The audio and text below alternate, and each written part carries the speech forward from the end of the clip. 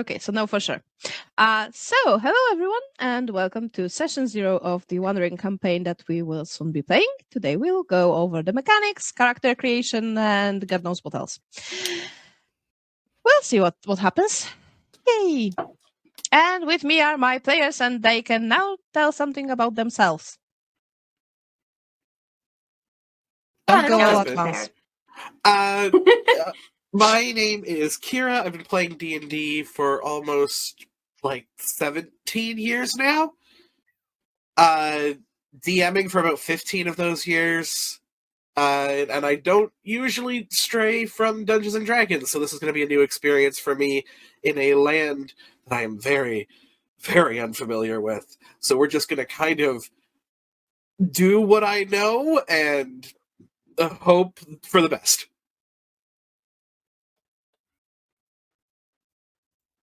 Yep. Anara?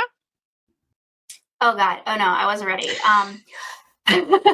So I'm Anara. I have been playing D&D for maybe 10 years now, something like that, 8 years. I actually played a bunch of different systems. I have a couple of groups that do like a game roulette, and we touched on the One Ring before.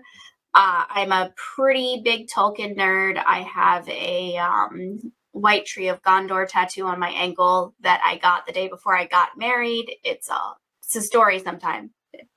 Not today, but sometime. I read the books originally when I was in my teens, which was a good bit before the movies came out, and just love the lore, love the universe, and it's one of those rare times where the movies do the books justice. I'm excited to sort of put ourselves in that universe. So Nice. Yeah. Kayla? Hi, I'm Kayla. I've been playing D&D 5e for about 6 years. This is my first time with One Ring. I'm really excited. My Lord of the Rings history is I saw the movies first when I was like a preteen, and I was really into it for both the adventure and drama and also just how hot everyone was in the universe. That was really exciting. I don't remember place names very well, so sorry. And I'm excited to be here. Yay! And Violet. I am Violet. I've been playing D&D for probably about 6 years as well. I've only ever played 5e, so I've never played One Ring before. I'm excited to try it. I have seen the Lord of the Rings movies once through extended editions, and that is the extent of my Lord of the Rings knowledge. Yes, you don't need more.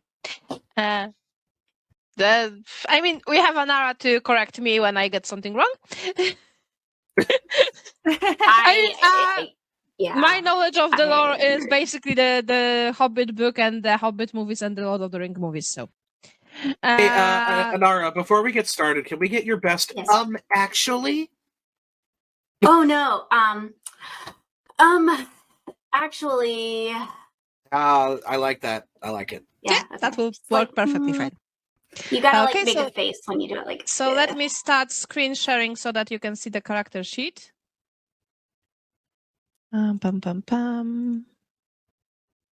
Okay. Yay! We can see things, but not the full things, but some of the things. That's good.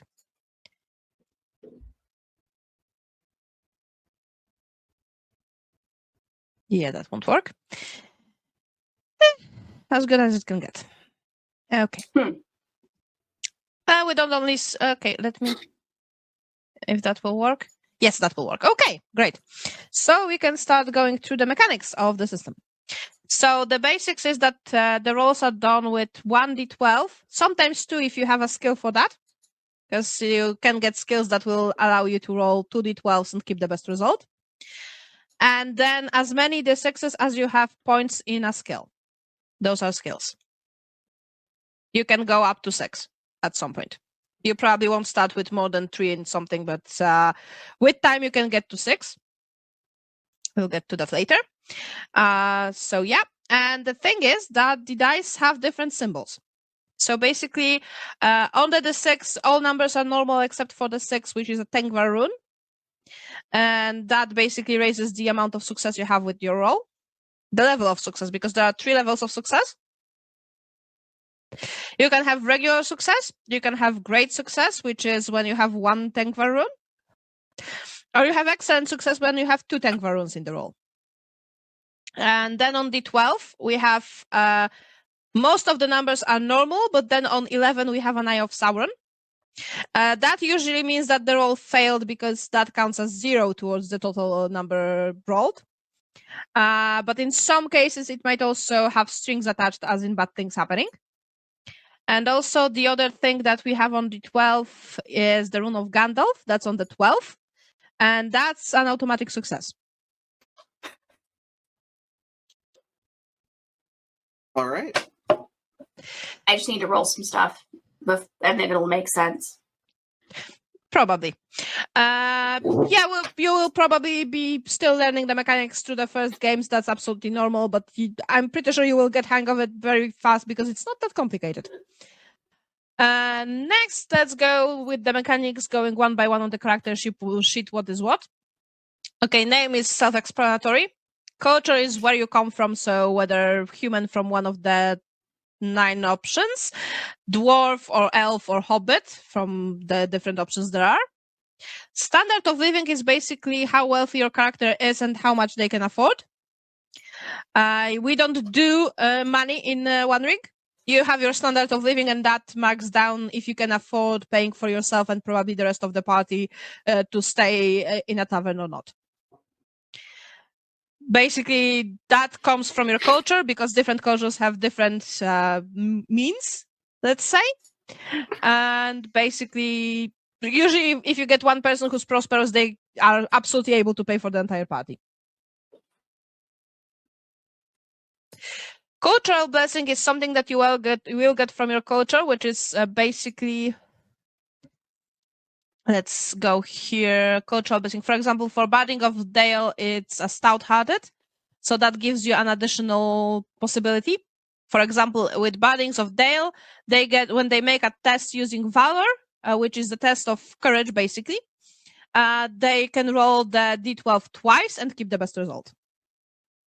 That's something you get from your culture. That's the cultural blessing. Self-explanatory, kind of. Calling is basically what One Ring does instead of classes. So calling is basically why your character left their home and decided to go on adventures. What drives them to explore the world and do things, basically. Shadow weakness comes from your calling. So, for example, if you went with the calling, which is centered on finding treasures, because there is one, it's treasure hunter or something like that. Your calling is the dragon sickness. Your shadow weakness is the dragon sickness, which means that when your shadow points get to a point where you start getting bouts of madness, yours goes into the greed direction. So you want more. You go Golem. You either want more things or you want to protect the thing that you have. I noticed you said when you get that many shadow dice, not if, and that concerns me a little bit. Truth be told, in the campaigns I DM'd so far, it usually didn't get to that point, but you might. It's a very, very, very, very possible risk. I don't like how many varies. That kind of mostly depends on you. I mean, that mostly depends on you and how well you manage the shadow points you have. So basically, there are 2 phases within the adventures. You have the adventuring phase where you go out and do stuff, and then you have the fellowship phase where you stay at some place, you rest up, you may take up things to do that can drive the shadow down. So you can get rid of some of the shadow points then, but you don't have to. That's up to you. You can do other things in that time. But if you leave the shadow points there, which are temporary for a while, they might get to the point where you get the first permanent shadow point, and that is the one that you cannot get rid of. And whenever you get a permanent shadow point, you receive one of the bouts of madness, which means basically that your character for a scene becomes mine. Oh. I get one scene when I can do anything with your character. because you're not controlling yourself at that moment. You would never abuse that power. No, never. Absolutely. So are you playing as Sauron? No.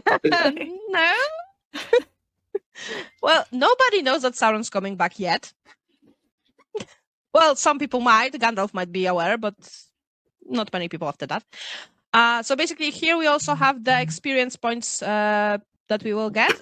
Basically, how the leveling, let's say, works in One Ring is that you get experience points you get after every session. That's not a lot, but they are used to raise your valor, your wisdom, and your weapon skills, which will be somewhere here. And then something that encourages you to be active and kind of try to roll for different shit. Whenever you score a success with a roll, you can mark down here. First dot you point, they are going the horizontal line. First dot comes from a regular success. Second comes from the great success, so you have to have 1 Tengvar. And the third, when you score an extraordinary success, when you have 2 Tengvars in the roll. At the end of each game, we sum up all those points that you gathered here. We put them in the advancement points. And at the fellowship phase, you will be able to divide them among yourselves. There is a fellowship phase after each adventure, basically. How long So, yes. is each adventure? Usually 2 to 3 games, as far as I played. So, like every 2 to 3 games, you will go somewhere, spend your advancement points, your experience points, reset your shadow, and do all the other things. So this game doesn't really have like a leveling up so No. much as it does a No. consistent skill tree. Yes. You basically evolve your skills. There are no levels, basically. You just raise your skills with time. You're just getting better at the things you do, which is absolutely normal. Then valor and wisdom. Valor is your test of courage, so when you experience something that's very terrifying or things like that, you roll your valor to see if you are able to overcome the fear and act. And wisdom is the thing you roll when you encounter shadow things that might corrupt you. Basically, you roll your wisdom then to see if you will be able to not get corrupted and not get those nasty temporary shadow points that can morph into permanent ones in time.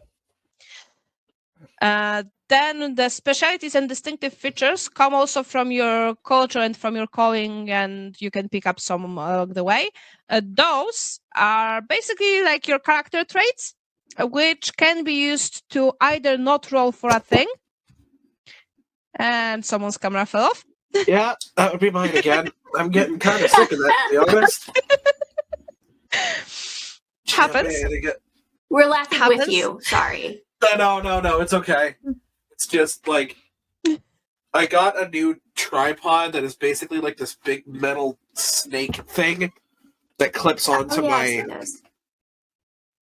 desk, and it just likes to fall sometimes. We've all been guilty of the I bought this new piece of equipment and it's going to make my life better, and actually it's just pissing me off. Yeah. Okay, so back to the specialties and distinctive features. You can use them to either for example, let's say you have a specialty that's called, let me see if I have some fun ones. Let's just try going through something. No, oh yeah, we have specialties here, right? So for example, let's say your specialty is swimming. Normally, when you would be swimming through a river or something, I would call for an athletics check. But if you have the swimming specialty, you don't have to roll. You just tell me that you have it and you don't have to roll, or you can roll and use it to raise your level of success. And the third way you can use it is that if I'm not saying that you can roll for something during a scene, but you have a specialty or a distinctive feature that would come into play in that scene, you can just tell me that, and then you get to roll.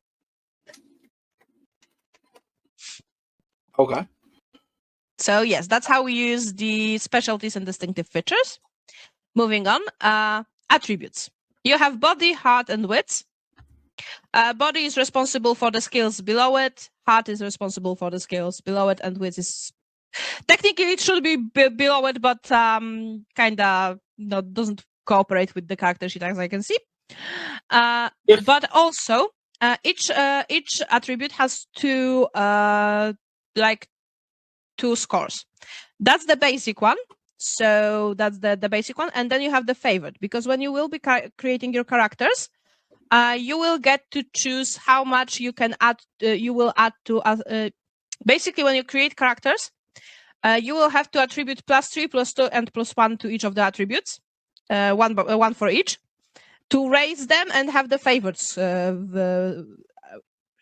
score option. And then, how do you use attributes other than them being assigned to those skills? When you roll for example, O, and you say that you didn't roll very well, you can spend a hope point to use the basic attribute bonus, so the basic body score, to raise the amount you rolled by the number or by that score.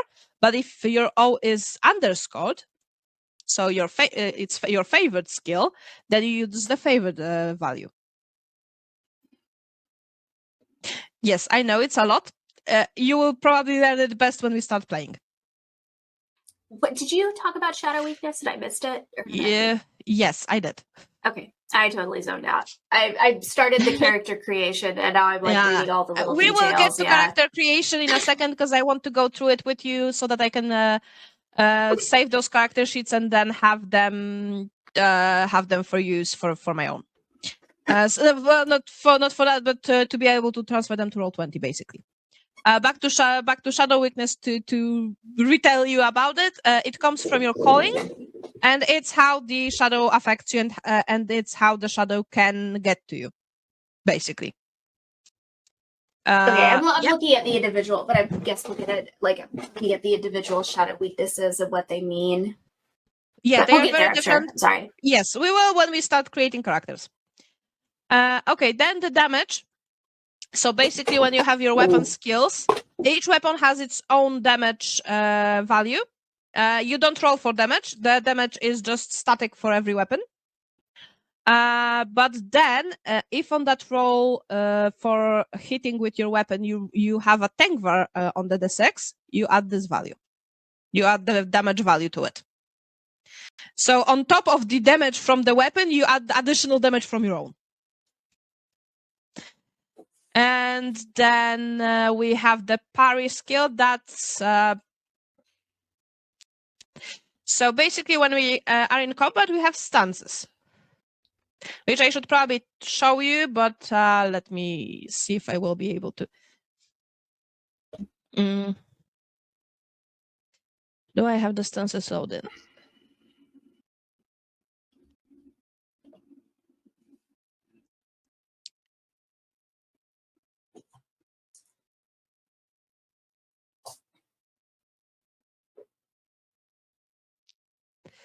One second, I will be able to show you stances, because that's kind of important when we're going through the parry and things like that. I just need to find it and upload it.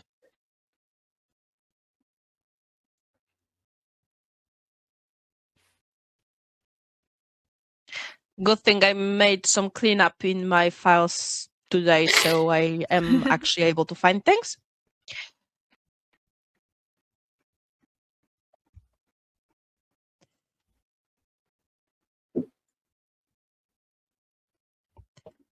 One second.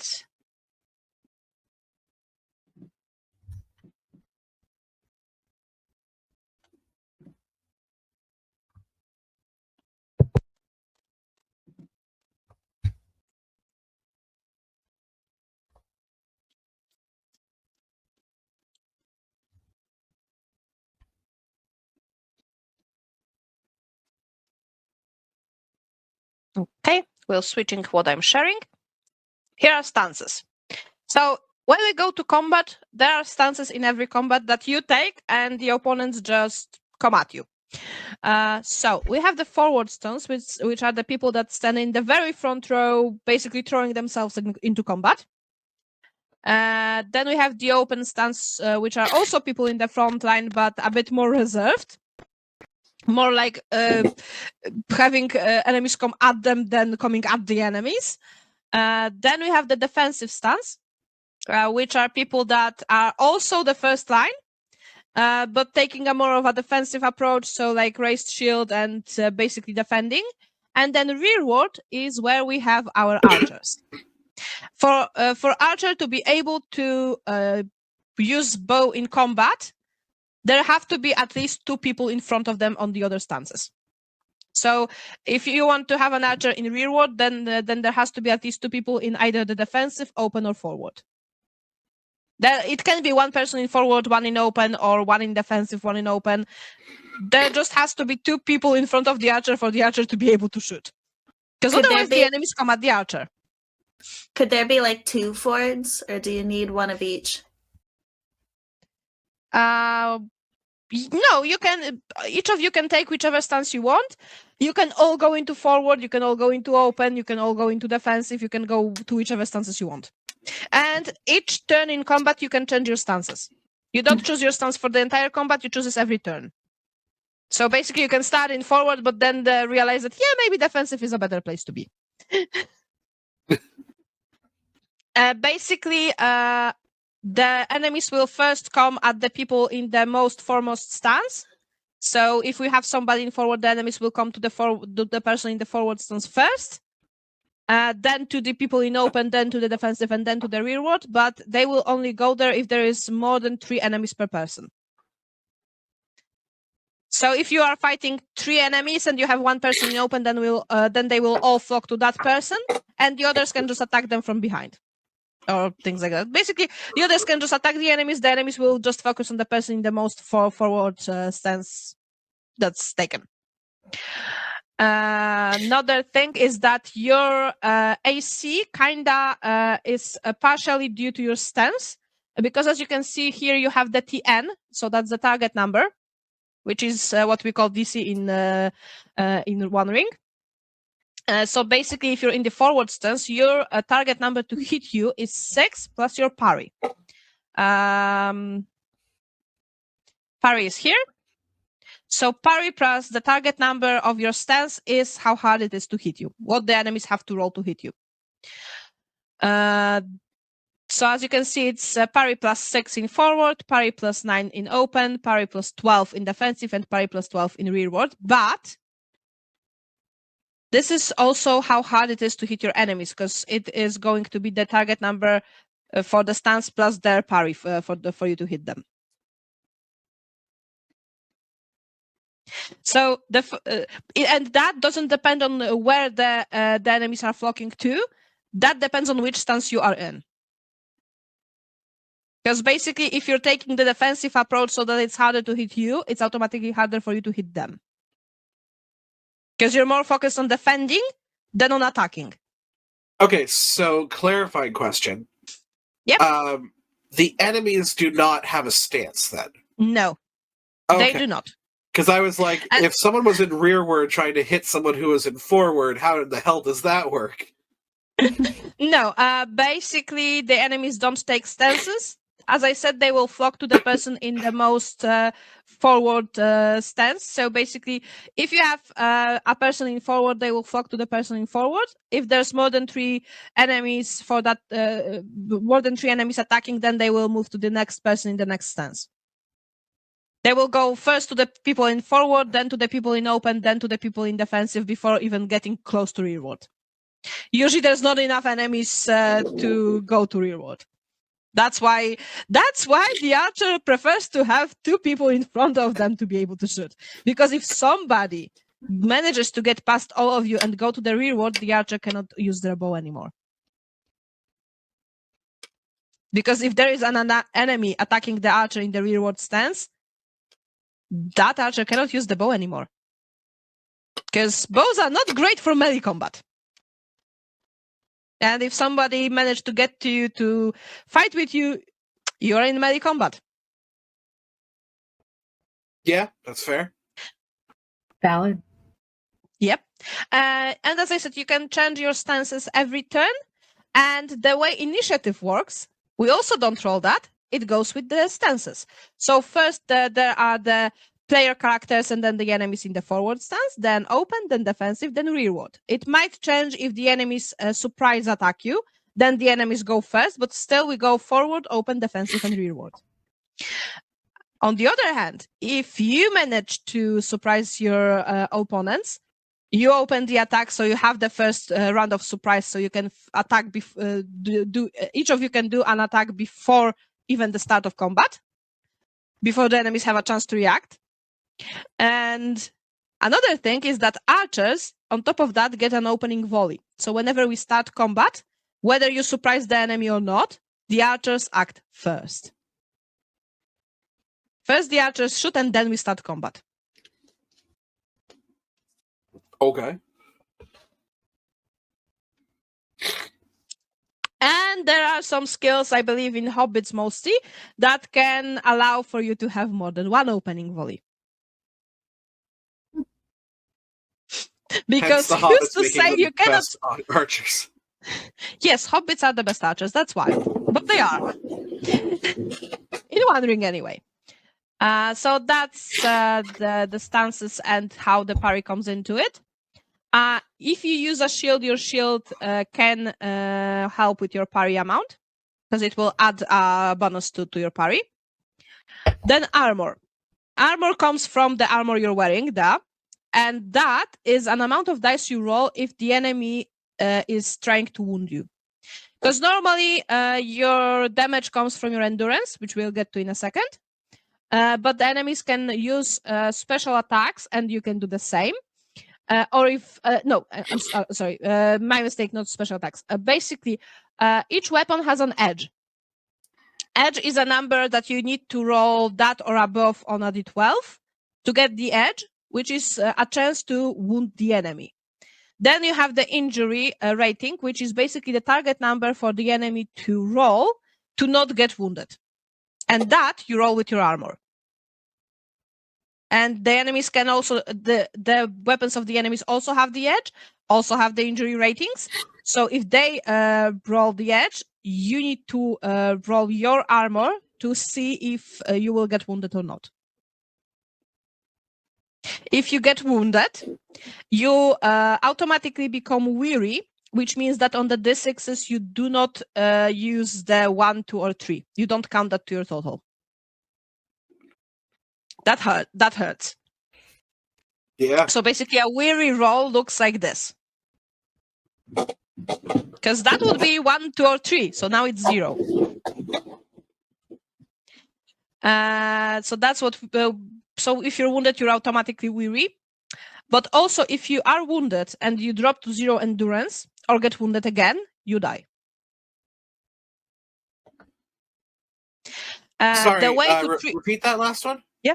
So basically, if you get wounded in a combat and then either drop to 0 endurance or get wounded again, you die. So if we get hit twice, we die? No. To get wounded, they need to have the edge on the weapon rolled. So they usually the edge on the weapons, apart from spears, it's usually around 11, 12 or 10 and above. So on the D12, so that's not easy to it's like get. basically critting. Yes, and only that's the critical hit basically. On the spears, so they have only to critical hit you twice. Okay, that makes sense. Yes, if they critical hit you twice, and if you don't defend, because if they roll the edge, you need to roll your armor to see if you beat the target number for the injury, and if you beat it, you don't get wounded. And that how comes high from your armor. If they crit you twice and you roll badly on armor, you die. You die. So like, basically, the armor the rating, the injury depends on the weapon. Basically, let me show you. For example, with a sword, the edge is 10, the injury is 16. And what? And like you roll like a d20 for the injury? No, to avoid injury, you roll your armor rating. So let's, for example, say you have leather corset, which is the most popular. You have 2 dices. So then you roll. You're not weary yet. You roll like this. You have a 16. You roll 16. You saved, and that's the one of the lowest armors there are. You can also add a headgear, so cap of iron and leather, and that adds you a +1 to the roll. So, quick question: when you rolled 2 dice, why did it roll 3? Because it rolls a d12 and 2d6. You always roll 1 d12 and as many d6s as you have in the skill. Booyah! Okay, cool. We're here. Because the d12 is called the feed die, and then the rest is coming from your skill, basically. Okay, so basically, like, if you had no armor on, you would still get that d12.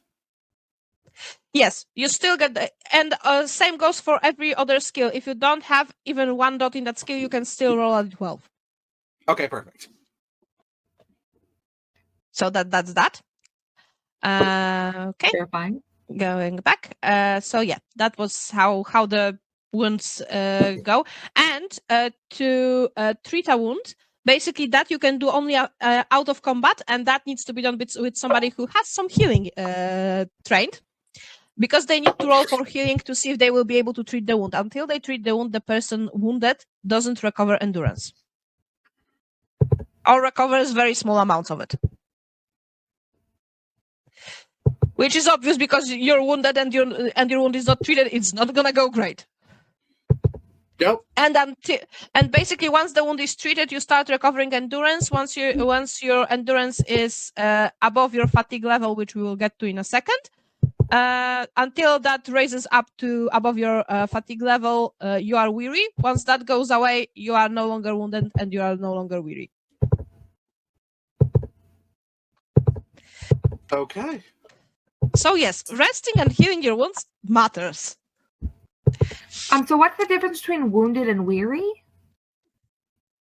So basically, wounded comes only from combat. And you can only get wounded in combat, but you can then mark it as treated if it's treated. Weary can come from being wounded, but can also come from other sources. Like, for example, not doing very well on your traveling. And you're tired, but because weary is basically you being tired. It's exhaustion. Yes, it's exhaustion. But if you get weary, you don't count 1, 2s, and 3s on your d6s. You treat them as 0. Don't worry, Roll20 will be able to calculate that for you. Yeah, I think once there's like character sheets and we're doing stuff, it'll click a lot better. Yes, it feels just going over overwhelming it now, but yeah. I know, but I believe we still should explain things before we make the characters so that you can make some more wise choices. And now, then, I'm also seeing miserable. Yes, that comes from external sources that affect you psychologically. Because you can be tired and be weary, but you can also be very fucking unhappy. Okay. That usually comes when your hope goes too low. Or when something else happens that makes you very fucking unhappy. Nice. And then you're miserable. One ring has a depression meter. I love it. Yes. And I would have to check what miserable does, but it also does something. I just don't remember it right now because I have never fucking used it so far. But yes, we have basically a thing to press when you're depressed. And then we have the endurance and hope.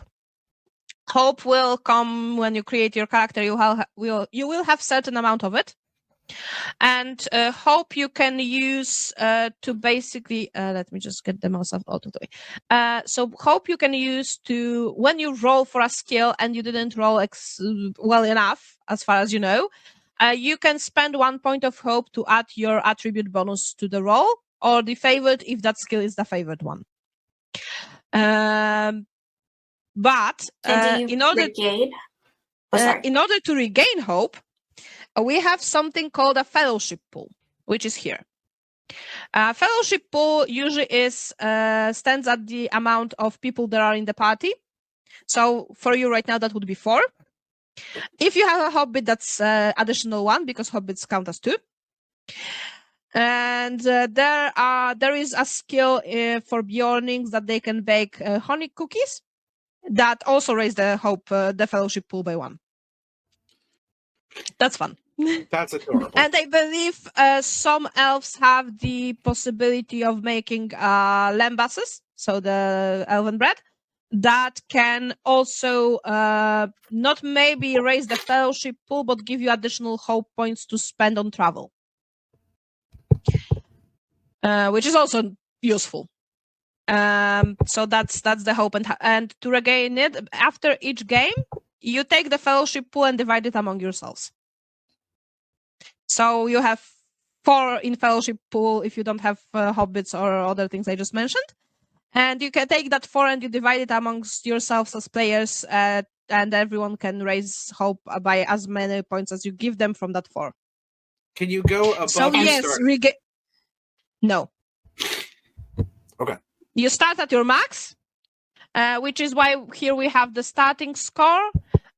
Here we have the current hope points. Here we have the field for temporary shadow and for permanent shadow. So basically, when your temporary shadow equals your current hope score, your temporary shadow goes to 0, but your permanent goes to 1.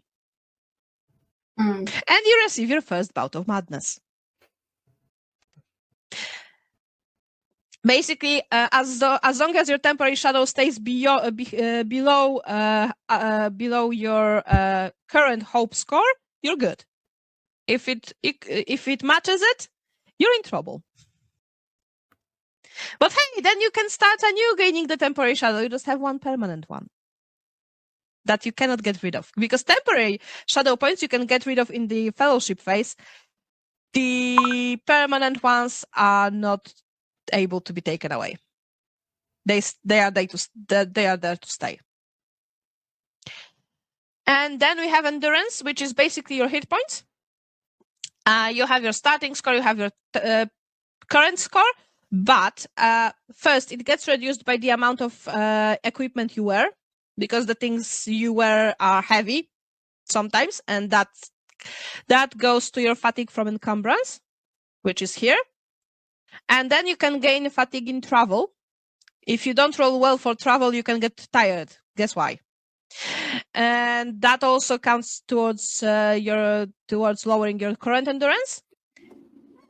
So then you get into a fight, and you are good as long as your endurance doesn't go too low.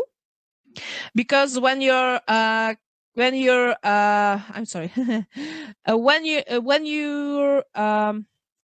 so total fatigue is here, and that will count the fatigue from encumbrance and the fatigue from travel.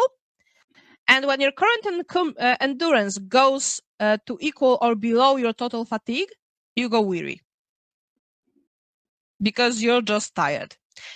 Fun thing is that some pieces of equipment can be thrown off during combat. For example, headgear and shield. You can start with them, but then realize they are too heavy for you. You need to regain some of your fucking encumbrance at some point. So you can just say, yeah, fuck that headgear, fuck that shield. Let's stay with what I have. You can. Fair enough. Because there is no such thing as healing during combat, and there's generally no such thing as healing encumbrance. That only is regained by resting. So, like, if Because you guess take what? off Magic is not everywhere armor, here. There is not that much magic to heal you that fast. But if you like take off your armor, can you like put it back on after combat is done? You cannot take off your armor during combat because that takes time. Okay, but you can like throw off. Yeah, you can throw off your headgear. You can throw off your shield. Your. Can you pick them back up? Yes, absolutely. Okay. I just want to make sure, like I don't want to like just ditch my shield and have to go buy a new one. You know? No. Just yeet it off a cliff. Well, if you do that would be a bit harder to retrieve, but hey. Also, you will probably usually have more than one weapon. You can also throw off the second one during the combat too, if you don't. If you basically decide that you want to throw that off to regain some encumbrance, which is good. So that's how you go with encumbrance. So be sure to roll well on your travel to not get tired too fast. Oh, I will make sure I only roll well. That's totally and then right. and then from the other things here, the courage I have never used, so I have no idea what that is for. The treasure is basically during your travels, you can find some treasure. It's not something that you just spend in a shop or something like that. It's usually something that in the fellowship phase you can bring to your home to raise your standing in your community. Because you invest in your community, so your standing in the community is higher, which means that they will respect you more. You will have more of a say in what the community does and things like that. And you will be better regarded by the other communities that also respect your community. Inventory is inventory. That's background is background. That's fine. Then we have the roles in the company, and I need to open my book for that because I always forget which role needs which skill because each role needs a different skill. Let me just open myself the freaking book. So basically, the roles we have is guide, scout, lookout man, and huntsman. Those are the roles that need to be filled, which is why the game requires 4 players to play. Because every one person can only have one role. There can be 2 people for one role, but one person can only have one role, and all 4 of them need to be filled. So guide is the person who basically is the one walking in the front of the party to show the way, to lead the way, to make sure that you don't get fucking lost. Then you have the scout who goes a bit in front of the party to scout ahead and see if there are no dangers in front of you. A lookout man who stays behind to make sure nothing attacks you from the behind. And huntsman who's responsible for keeping you fucking fed. And for, of course, basically tracking things down and things like that, but also for hunting and scavenging and finding food for you. Fellowship focus is something that's optional. Anyone in the party can choose somebody else in the party to be their fellowship focus. So the person they focus the most on, they like the most, etc. Which has the bonuses, because when good things happen, you get good things, and you can, I believe, even regain hope from that. But if anything, literally anything bad happens to your fellowship focus, you gain temporary shadow points. And it can be as bad as them just tripping over. Uh-oh. A little bit of a Yeah. codependent relationship. That would be your Samwise and Frodo. That's a therapy bill waiting to happen, man. Yeah. You're not even allowed to make a mistake. Otherwise, No. you're now part of Satan's army. Well, not that fast, but you're on your way there, yes. Yeah. Then we have the sanctuaries and the patron. So basically, during your travels, in your fellowship phase, you can establish a sanctuary in some place where you come to rest often. And they will allow you there, etc. One of the most popular ones is Rivendell, of course. And you can get patrons. So the figures that are known from the world, like, for example, Gandalf, Elrond, Legolas, etc., to be your patrons. And they will sometimes give you trinkets, they will give you stuff, they will give you quests, they will help you the way they can, which is not a lot mechanical wise, but a lot plot wise. And they can give you magical items for your adventures. Like, for example, some of the elven cultures have that fun elixir that heals, and that can be used during combat to regain endurance. They have fucking healing potions.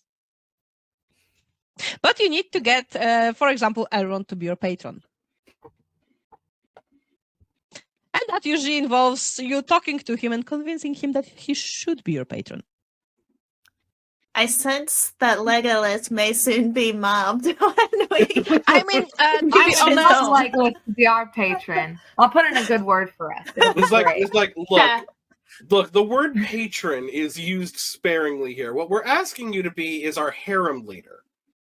We're asking you to be our sugar daddy. Thank you. Sugar daddy. I mean, to be honest, with Elves of Mirkwood, you would probably prefer to have Legolas's father as your patron because he's the king. But Legolas is too busy going off and almost getting himself killed every other week. You heavily underestimate the horniness of fantasy lovers. It's I true. know. And I'm now checking in to see which role needs which skill the most, because that will fucking come to being important when we start creating characters, which we'll do in a second once I go through finding that fucking piece of info. So should we pick company roles before we build our characters? Basically, because you will need to have a certain skill as your highest to be to be the best in that role. But basically, we can approach it from two directions. We can either decide on who gets which role first and then create characters, or we can create characters and then see who has those scores highest to mark them as that the role, whichever you prefer. I can tell you my girl's not a huntsman. I could do huntsman unless I somebody really else. like guide, unless somebody else really wants it. But yeah.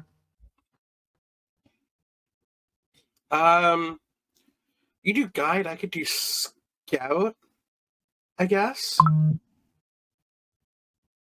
Would you be cool with Lookout Man, Anira? I think so.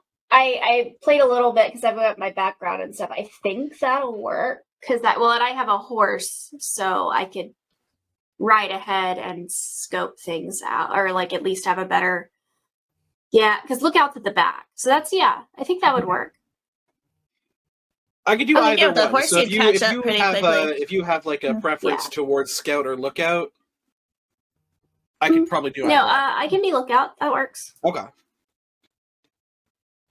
So what skills do we need to do to keep these roles? Yeah, I'm getting there. I'm scrolling through the freaking PDF at the moment to try and find it, because I know it's somewhere in here, but I can never fucking find it.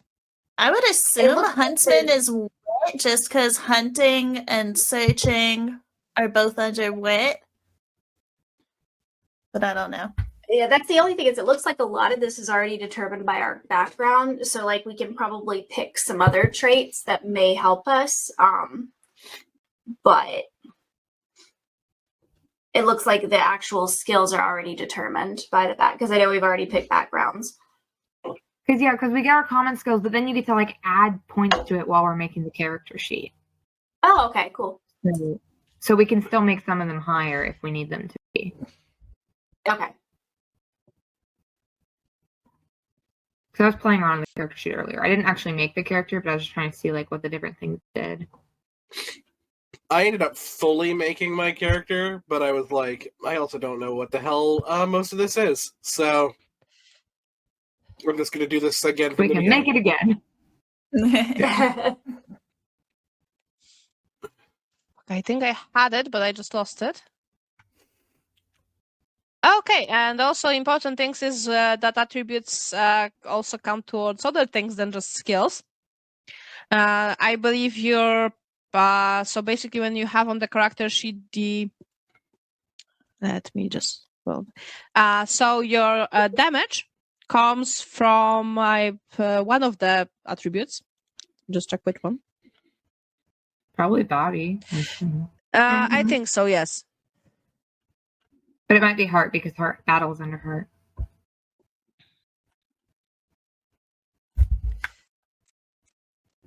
I'm just trying to find.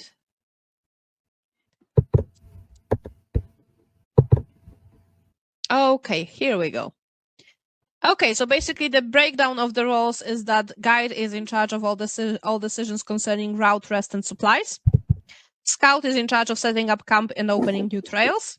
Huntsman is in charge of finding food in the wild. And Lookout is in charge of keeping watch. Okay. And basically, no companion may assume more than one role, but there may be more characters for any role except the guide. Guide is the only one that needs to be one person. Because you can't all be fucking leaders. We also can't all decide if we've come to a fork in the path. we can't have two people and one person's like, you ever been at a camp where like I want to go right. You ever been at a camp where like multiple camp counselors are trying to do different things but with the same group of kids? Exactly. So the most important skill for guide is travel. The most important skill for scout is explore. For huntsman, the hunting. Mhm. And for lookout man, it's awareness. So Okay. basically, to go over the skills, because I haven't explained those yet, O is basically your ability to make an impression. Whether good or bad, that's up to you. But that's the skill you use to make an impression. Athletics is, well, your athletics. So basically swimming, climbing, stuff like that. Awareness is basically perception. Explore is, I'm going to try to assign D&D equivalents so that it's easier for you guys. O doesn't really have one, Yeah. which is why I didn't go with that. Because O is generally you making an impression. You don't even have to talk for it. You can just walk into a room and make an impression. It's all about how you do it. Explore would be also not having an equivalent. Because explore is basically your ability to find things out in the Investigation, kind of. Not exactly, because for investigation would be more search, which is later on. Oh. Because basically they kind of divided it into two spots. Explore is when you try to find things, and when you try to find things out in the wild, basically. Oh, survival.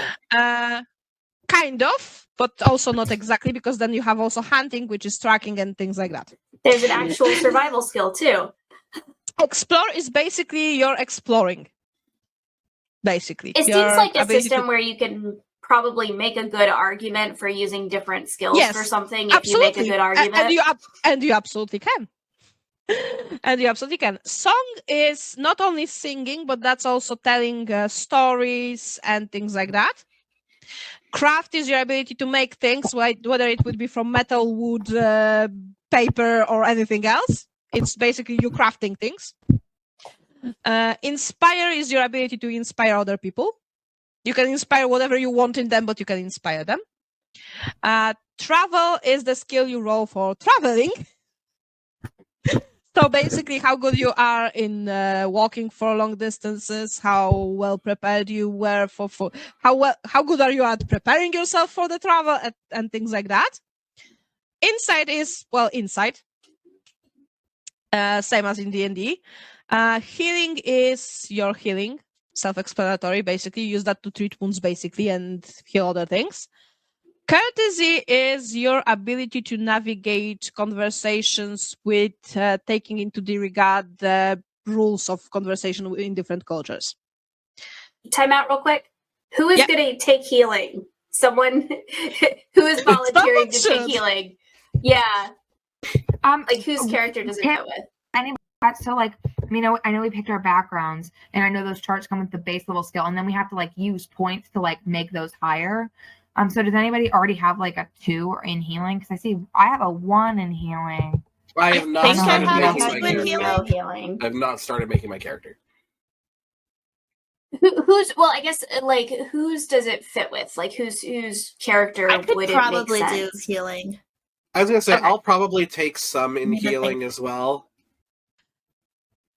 I mean, It doesn't basically, like it doesn't fit with my skills or my character basically, at all. So. Basically, you can get something up to 3 in character creation, but you can raise skills later, so that's not a problem per se. So if you notice that you need somebody else to also pick up some healing or something else, you can do that later on. When I just blitzed through my character sheet, I got to 3 in healing, so I can potentially take that. Okay, so that was healing and courtesy, which is, as I said, navigating through social encounters with taking to mind the rules of that culture and how they prefer to be talked to. Battle is your tactics. So basically, before each combat, you all can roll battle to see if you, which will determine how many additional D6s you will get for that combat to add to your rolls. It will be a pool for all of you to use. You will have some amount of it depending on how well you roll for battle at the beginning of combat. And you can, each of you can take dices from that, the D6s from that pool during the combat. I'm hearing a lot of like group pulls and things, so we're gonna have to like be super team oriented. If you didn't get that from the movies and the books, this world is very fucking team-oriented. That's how I like to play tabletop games. It's like Which is basically why we are doing the character creation together instead of separate, because that fucking matters. Okay, moving on from battle, we have persuade, which is persuasion, basically. Stealth, which is stealth. Search, which is looking for things in closed spaces. And looking for things in books, for example. And looking for things in libraries. So basically, if you want to find a tree in the forest, you use explore. But if you want to find a book in a library, you use search. Hunting is hunting, so that's for tracking things, that's for hunting down animals, for finding food and things like that. Riddle is going through riddles like Bill did with Gollum, but that's also your ability to manipulate the truth. Because you can't outright lie, because that gains you shadow points, but you can tell the truth in a creative way. Very. And that's where riddle comes to play. So that you can say something that's technically true without saying exactly what you don't want to say. That's just being creative with the truth. As long as it doesn't become lying. And I don't think we have Anara with us. Oh, no. Did Anara get swallowed up by the ether again? I have no idea. I'm here. Oh, she's here. We lost you. We were I'm worried. here. Yeah, no, I'm sorry. I have Bluetooth earbuds, and I just wanted to take my contacts out real quick because my eyes are super dry. But I heard you the whole time. Okay, good. And then the last skill we have is lore. So lore is basically your knowledges. Any knowledge, basically. You could have read that in something, somewhere, at some point, or heard it. Your knowledge of anything is lore. And then we have the skill groups that you can see here. So the personality, movement, perception, survival, custom, and vocation. As I said, when you make a roll for any of the skills, and when you get a normal success in a skill, you mark down the first dot in that skill group. Then if in that same skill group you get a great success, you can mark down a second dot. And if you get extraordinary in that same group, you can mark the third one. At the end of each game, we we basically reset that, but first we count down how many dots we've marked down during the game, reset them and put the number in the advancement pool. And when we get to the fellowship phase, you will be able to spend those to raise your skills, basically. Sweet. If you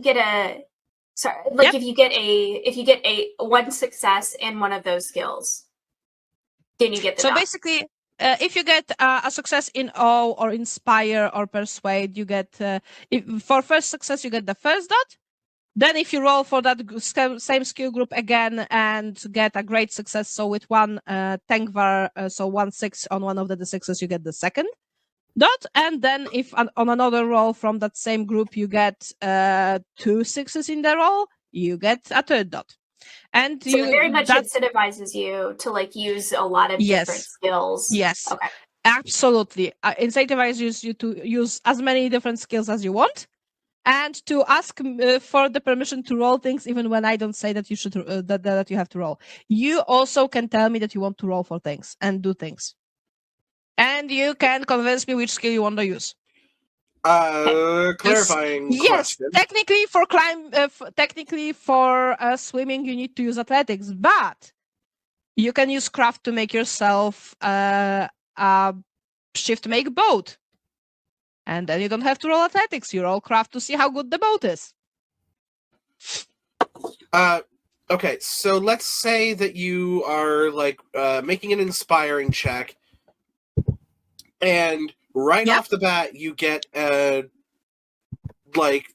the top success that you can get. That 3. That still only marks down the first dot, because you have to have the dots. the first one, the second one, the third one. Okay, so it still goes in order. Yeah, Okay, cool. it only goes as one. Okay, so that's the skills. So that's what we have here. So I think we talked everything. Oh, and raising the skills and the valor, wisdom, and the weapon skills. So as I said, you raise your common skills by spending the advancement points that you get from the skill groups, and you raise your weapon skills, your valor, and your wisdom from your experience points, which you get after each game. That's usually like 2 or 3 points per game. Basically, to raise a common skill, if you have that skill as favored, you spend, I believe, 3 points per next rank. I think I would have to check it. Let me check it in a book so that I don't say something that's wrong. I think the higher it is, the more you have to spend to get it up higher. Probably yes. I just have to check on it because I fucking forgot how that worked. Haven't played One Ring in a freaking while, and I'm cursing like a sailor. Don't mind that. But don't worry, I do the same thing. Yeah. Anara played with me. Kyla played with me. They both know that I tend to curse like a sailor all the fucking time. Yeah, I do too. That's fine. I mean, we can all curse. I mean, I'm not making my channel to be child friendly. I don't need that. I'm not child friendly. That could get awkward. Yeah. I mean, I'm not child friendly. Why do I care if my channel is? Yeah, every person who's a player is over 18, so we can say whatever the fuck we want. Exactly. Oh. Which is also how I can continue smoking on screen. So. Yeah. Yeah, God, the fuckberry kill discussion before we started recording would have been really awkward if there was a minor in here.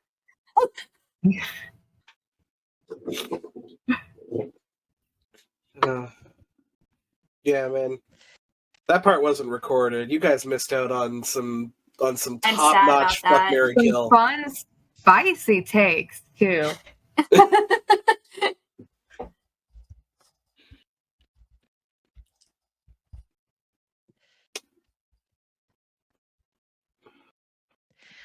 So also basically, lore-wise for the world, the adventures in the One Ring campaigns take place between the Hobbit events and the Lord of the Rings events. So basically, Bilbo has the ring, the dragon has been killed, and nobody yet knows that Sauron's coming back. Cool. But is Bilbo at Rivendell or the Shire? Bilbo is basically traveling between. Because he's mostly in Shire, but he also tends to visit Rivendell from time to time. The walking portion of the movie, which I've been told is the movie. It's like when you Yes. have to find that one NPC in the game, but they can be at either of these 6 locations instead of just being in one place. And it's just whether or not your DM likes you at the moment. You might also meet Bilbo at some point. I'm not saying no. Yeah, please, by the way, just going forward, because I cannot stress enough that I do not know this world. I don't know whether or not, like, my character in the world would know who these people are. And I don't want to metagame. That would basically be... that would basically depend on where you are from. Yeah. Because that's the thing. Okay, so for raising valor, wisdom, or weapon skills, you will have your valor and wisdom at 1 from the start, and the one of them you will get at 2 from the start. And then buying the second rank costs 4 experience points, the third rank costs 6, fourth costs 10, fifth costs 16, and sixth costs 26. All right. Oh, and each time you raise your valor or wisdom above 1, for each new rank, for valor you get rewards, so items, magical items, and for wisdom you get magical skills. magic-like skills, because as I said, the magic in the world, mostly wizards do magic, and other cultures have some magic in them, but not as much as they used to have a few thousand years ago. And there is no way, I'm guessing, to actually be a wizard in this game. No, because basically the thing is that there is a known amount of wizards in the world, because that was established by Tolkien. And there is a limited amount of wizards that were pushed into the world, and that all came to be after at the start of the current era, because we're, I believe, in the third era of the world. Because basically in the first and second era, the nations living in the world were way more fucking magical. There was way more fucking magic around, but then it took a lot of fucking magic to beat the Sauron's boss. Basically, wizards aren't, it's not like a person that got really good at magic. They are a separate race of people, Yes. essentially. Oh. They are basically beings of magic. Okay, so closer along the lines to, like, sorcerers in D&D. Kind of. Where their magic I would is, even like, innate go and they as were far born as with it. say, I would go as far as say that the wizards are close to Fae or even minor deities. Yeah, minor deities. I think that makes sense because there are only, what, like a dozen. It's a very specific Because there number. is no, there are no actual like deities in this world. There is not even such a thing as religion in this world. But basically, there used to be higher beings that were fucking powerful as all hell. There was a lot of them in the first era, way less in the second era. But then the elves had the magic, the people had the magic, all the races had all of the magic. Then that kind of got used up to get rid of Morgoth, who was Sauron's boss. And that's when Ao, I believe he's called, so the one that created the world, decided to put wizards in because the magic of the other races got diminished so fucking much. He decided, yeah, we need more magic in the world. We need somebody to be able to do something about things. It'd be great if And they that's didn't how we just got bowl wizards. us over like pins. Oh, and raising skills. First rank costs 4 points if it's not a favored skill, 3 points if it's a favored skill. Second rank is 8 or 6. Basically, yeah, it doubles. So basically, second rank is 8 or 6. Third is 12 or 9. You just add either 4 or 3. So basically, it's 4 times, for a not favored skill, it's 4 times the rank. For favored skill, it's 3 times the rank. Okay. Okay. Okay, yeah. So now we talked about all the things. I can stop screen sharing. And we can get started on making your characters. Can we like take 5 before that to like use the washroom? Sure. I will pause the recording and we will take a 5. And here we are. Okay, so Anara, let's start making your Right. character. Which Do you want culture do me you to want to share go? my screen while I click through this for just Actually, I can, posterity? because Either. I will be also. I mean, I will be also clicking, but yeah, you can do that. No worries. Either. Okay. So maybe you do it so that I don't get too distracted with things. Sounds good. Sounds good. I can do it. Okay. So, I am a which professional. culture do you still want to go with your Raider of Rohan? Yes. So her name is Aislinn. She is, I haven't decided yet, somewhere between 19 and 21.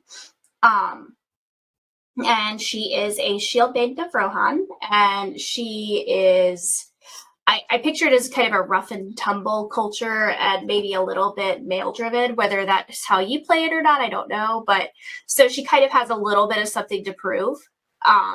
And that's kind of how she comes to the party. So Rider of Rohan will be.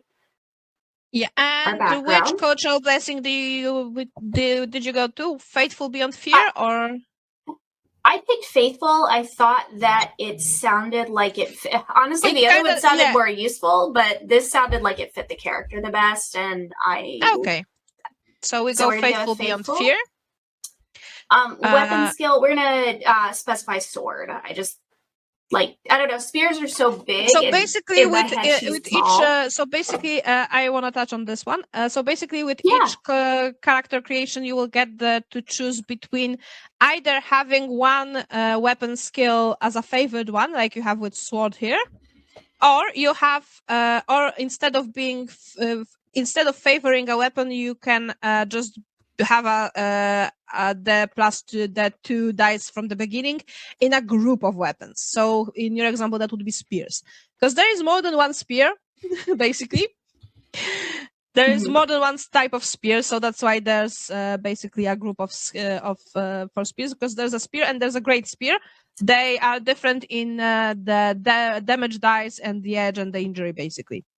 But yeah, having a favored weapon is usually better. I pictured her as kind of like smaller physically too. So spears are usually really long, like combat style spears. Yes. So made Yes. sense for me. Okay, and so- then specialties. Horsemanship. I don't think minstrelsy or storytelling really made sense for her. She's also not a creative kind of person. The second one, I went back and forth. I wasn't sure how much time we'd be spending in Rohan, so I was going to pick Beast Lore. Because there will be adventures in Rohan also. There is a book of them. Yes. Okay. Beast Lore might be more like helpful for like the whole group. Yeah, but yes, Beast Lore might be more useful because that's your general knowledge of different beasts. And as beasts, we mean wolves, bats, spiders. Okay, except for background. the things that are definitely shadow creatures, beasts. So animals are counted as beasts. Everything that's generally an animal counts as beast, except for maybe things that are definitely shadow made. Well, not made, corrupted. Because shadow doesn't create, shadow corrupts. Okay, so beast lore and horseman. Yep. Play with this a little bit. I think that Outrider is going to make the most sense for her. Okay. And which two distinctive features? You get to choose between adventurous, proud, keen-eyed, reckless, robust, steadfast, stern, and swift. I was going to go with adventurous and proud, but I feel like keen-eyed might be good for me being the lookout. That sounds perfect. Awesome. Let's see. Yeah, because lookout uses awareness, and keen-eyed helps you. For example, you can just choose to use your distinctive feature keen-eyed instead of rolling awareness. And just have an automatic success. We have to have that one. Like that's not. So then I'm just trying to decide if it makes sense for her to be adventurous or proud, because I like I said, I see her as kind of having a chip on her shoulder, right? So she's but maybe she's not actually proud. Maybe she's just overcompensating. So she's just kind of projecting that. So maybe adventurous makes more sense because she's actually a little insecure. She's just overacting to compensate for that. Okay. That's what we're going with. Oh, this one. I thought this was interesting because it like suggests things for you. Now we're going into the callings. So I'm gonna talk about them a bit because they are the same for everyone. They are the same. So we have leader. So person who is more keen on being the leader of the group. They are good at leadership and things like that. And their favorite skill group is personality vocation, because guess why? But the shadow weakness is lure of power. So basically, you are good at being a leader, you like power, and you just might start liking it a bit too much. Because the leader is the straight path to becoming a tyrant. If the shadow takes you over. Then we have scholar. So those are people driven by trying to find knowledge and loving getting all the possible knowledge. But the shadow weakness to that is the lure of secrets. So you like knowledge and you start liking it too much and try to find out as many secrets as you can about every single person you know. Or even if you don't know them. Secrets are good, right? Then we have slayer. So those are people who are basically driven by wanting to kill the evil things. and evil beasts, usually because, for example, their village was raided by orcs or something like that, and they just want to come to fight those beasts, those creatures. And then you get as your shadow weakness, you get the curse of vengeance. So you want vengeance, and at some point, it stops being about fighting the evil creatures. It starts being about vengeance on anyone. Doesn't matter if they are evil or not. Then we have Treasure Hunter. The best way to put that one in motion is Golem. Because basically, yes, you like finding new stuff and treasures. That's good. But at some point, that willing to have the treasure and keep it secure and have that treasure to yourself might overtake you. And then you end up Golem. Basically. Or actually, in another person from Hobbit who had first steps into that was, I don't remember the name of the main dwarf that set up the city in... Yeah, Thorin. Because he also had dragon sickness. It was visible at one point that he really wants to keep that golden place to himself. Mm-hmm. But he wasn't that far gone as Golem. Then we have Wanderers. Those are people who go out to the world to explore, simply to explore. They just want to walk around and meet new people, find new places, things like that. And at some point, it stops being about finding new places and meeting new people. It starts being about, I need to fucking walk because I will go crazy otherwise. You just reach the point where you are unable to stay in one place for longer. You just cannot. You just have to walk. You just have to go and travel, and you cannot stay in one place. You just are unable to. One of the probably lesser weaknesses ever. And then we have Wardens, who go into the world to basically ward other people from shadow. So they are kind of a mix between the leader and slayer. They go out to protect other people.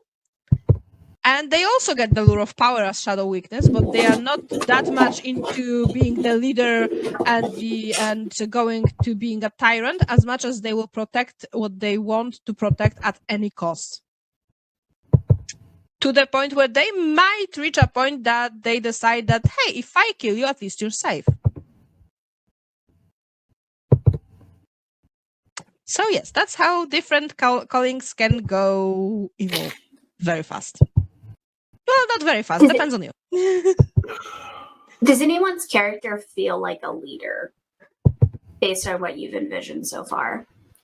And not to be confused. Well, everyone else is really shaking their head. I felt like mine leader because she was like, like from nobility and like. Nobody wants the possibility of going crazy with power. I mean, I don't want her to go crazy with power, but I think she would want to be a leader.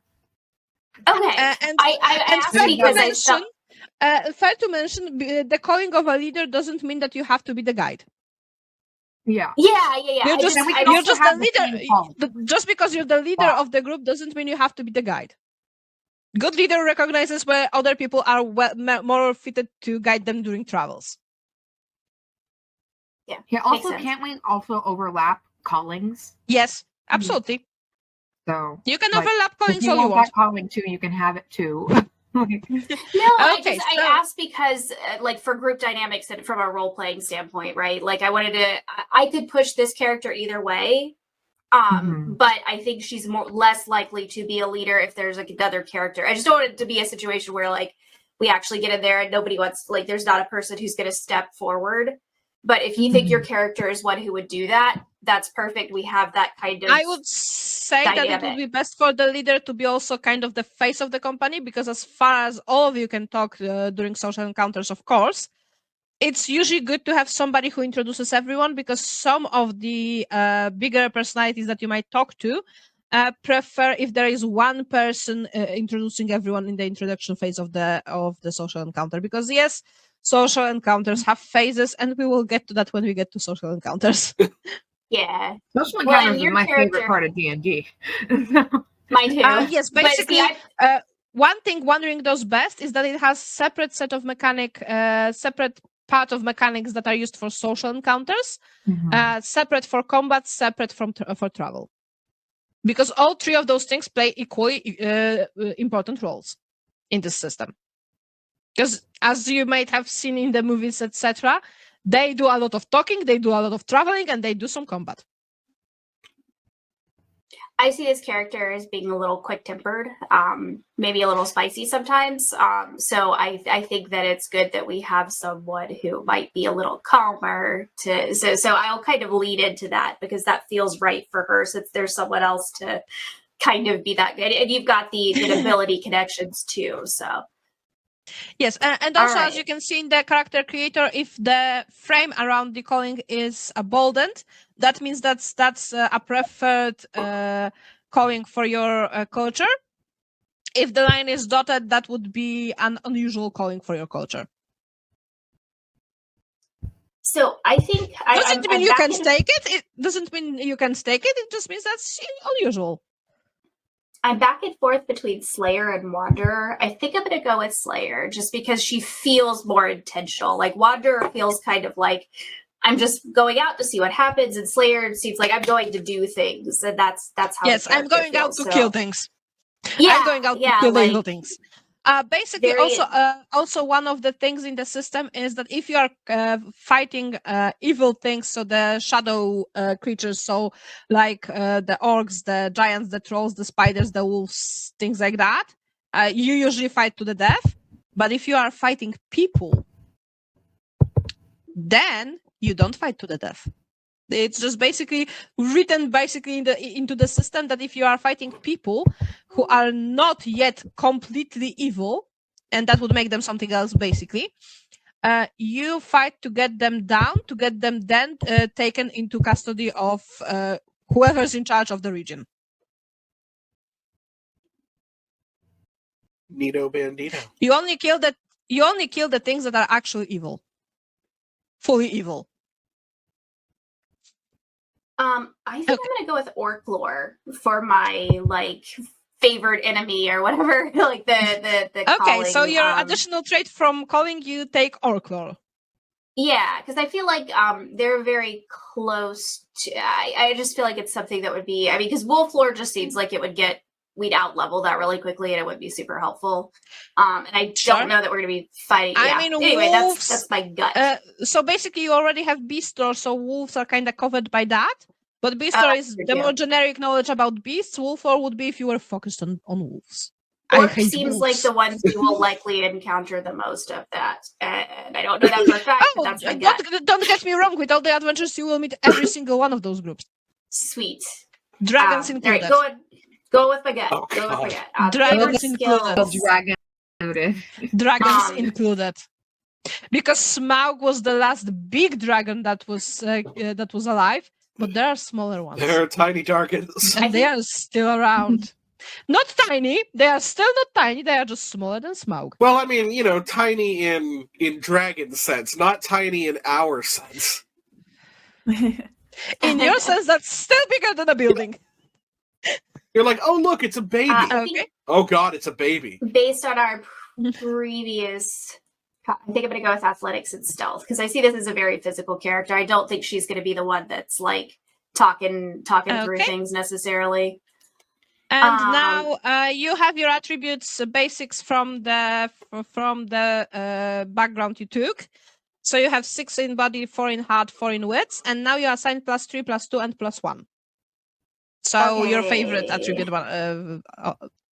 Definitely body. It's good. We know it's going to be body.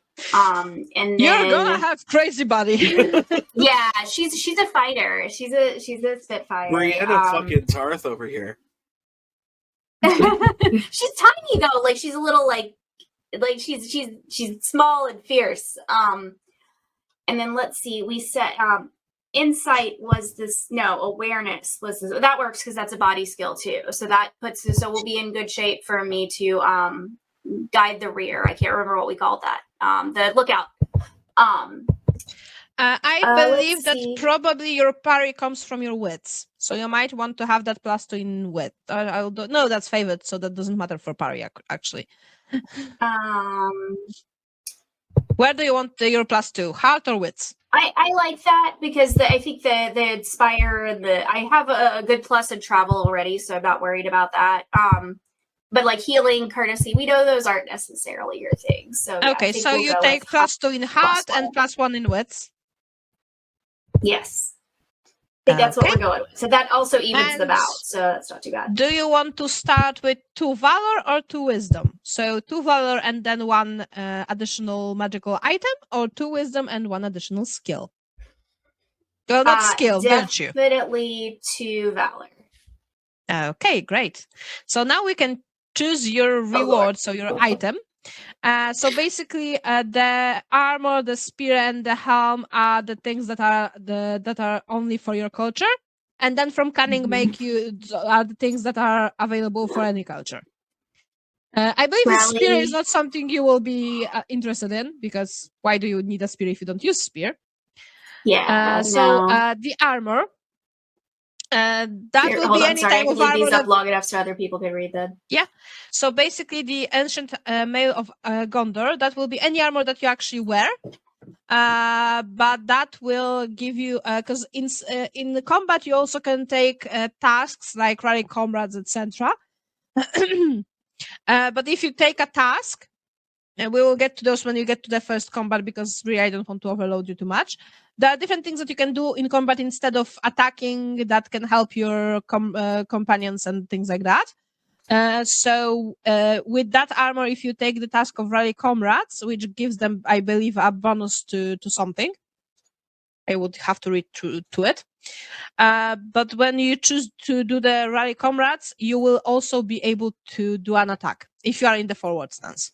Because usually if you take a task in stance, you don't get to attack because you can do only one thing at the same time. And rally comrades is a maneuver that you roll for inspire or song. On a success, all companions who lost endurance during this combat regain 1. On great success, they regain 2. On extraordinary, they regain 3. Or your heart rating, whichever will be higher. But you have to be in forward stance to use it in the with the armor. I'm going to take Horsetail Helm, and I apologize. I'm going to go a little bit faster now, just because I have got to go. Okay. So which do you? The helm. I took the horse-tailed helm. Okay. It looked good, but also it's flavor. It raises your standing, and you can fight while fighting on horseback or on foot in a forward stance. If your attack roll is a rune of Gandalf, you receive a bonus success die to spend on any of your future rolls. That's good. Or to give another companion. That's good. That's actually good. Yeah. Okay, and now you have 10 experience points to divide among the things. Let's see. I would say raising your... Yeah, how do you spend your points? Let's see. Whoa, hold on. Because you have 10 experience points to spend. Let's see. All right, so I definitely need to put 1 in awareness. You already have 1, but you can have 2, yes. Just seems like a good idea. Stealth, for sure.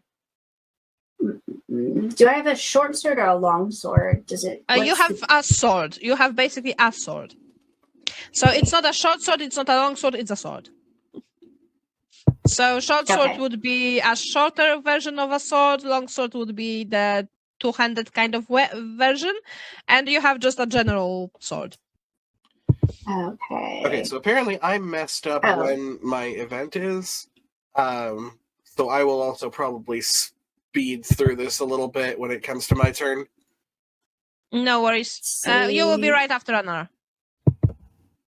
Just tell me what you will be doing, because I'm not looking at the video chat, because I'm like... Stealth.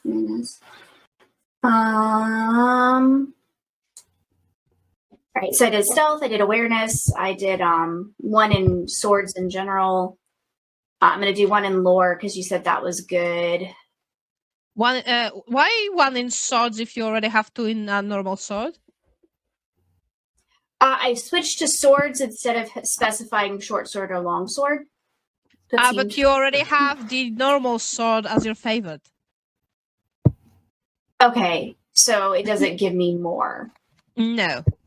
I mean, it would allow you to use a short sword and a long sword also, but that doesn't really it's not really needed if you already have a sword as a favorite weapon, Okay. because you just get better. You are just better with a regular sword than you will be with the other two. Okay. So, And to be honest, you right now you have 6 experience points left, and you could raise your sword to 3. yeah, that's what I did. Okay, so that's that. And you're done. And then I'm going to raise my awareness to 3. And I guess I'll put 1 in persuade, since that was the only one I could still do. Okay, and we're done. Where did you get that point for persuade? It was the last. Before. The character sheet breaks it down, so like if you can't afford to raise the thing anymore, it takes that off as an option. okay. So I only had 3 left that I could do. So Okay, was let one me of just them. check. 2, 3, 2, 1, 2, 1. Yeah, that's the same. 2, 2, 2, blank, 1, 2. Yeah, that's the same. I can save this character code and just DM it to you. Yeah, that would be best. That would be great. I can do that. Actually. All right, guys. Sorry to run. Like I said, unfortunately, I had the hard stop at 8. But just save the code and yeah, thank you. it is in your DMs. Yep, I can And see it. Can we at some point get and this is just a request for me, and I ask this anytime I get, but just because it helps me so much. Can we get a bio channel and everybody put bios of their characters in there so I can start to learn who's what? I love it. That's just, it helps me like put everything together and I can refer back to it. So I just made a character info channel. Awesome. And then the only other thing that we have kind of the thought at some point, campaign name, and then how we all met, which we'll know once we know the characters, we'll be able to determine a little bit better. We will talk about that in the chat, in the Discord. Don't worry. All right, thank you guys so much. Sorry to run. Yeah, no problem. Bye. Good night. See ya. Okay, and now back to Kira. Now it's your turn. Okay, I can also. So, which culture are we going with? Hold on. Do you want me to share my screen as well? You can, yeah. But I will be also clicking on my own screen, so you know, I just need to hear you what you're doing because I'm not looking at the video chats at the moment. Okay.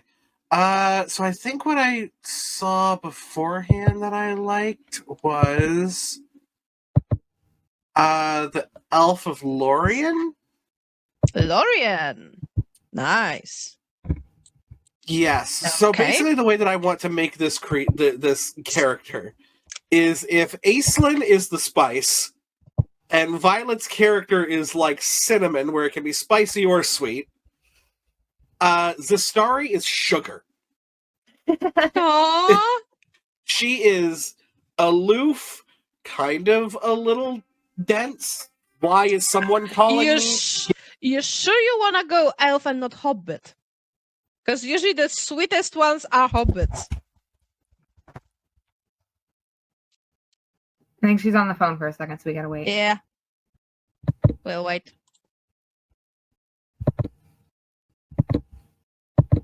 I hear someone squeaking something. That's me. Sorry.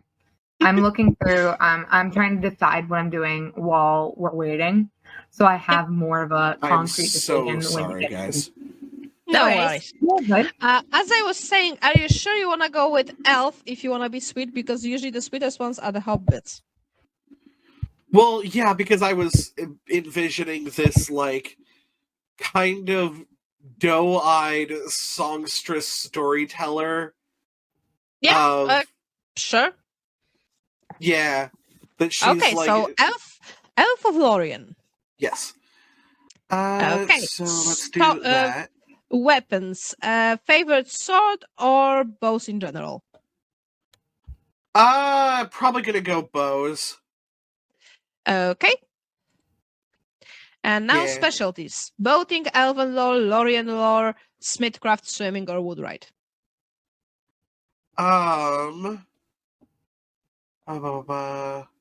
You have to choose 2.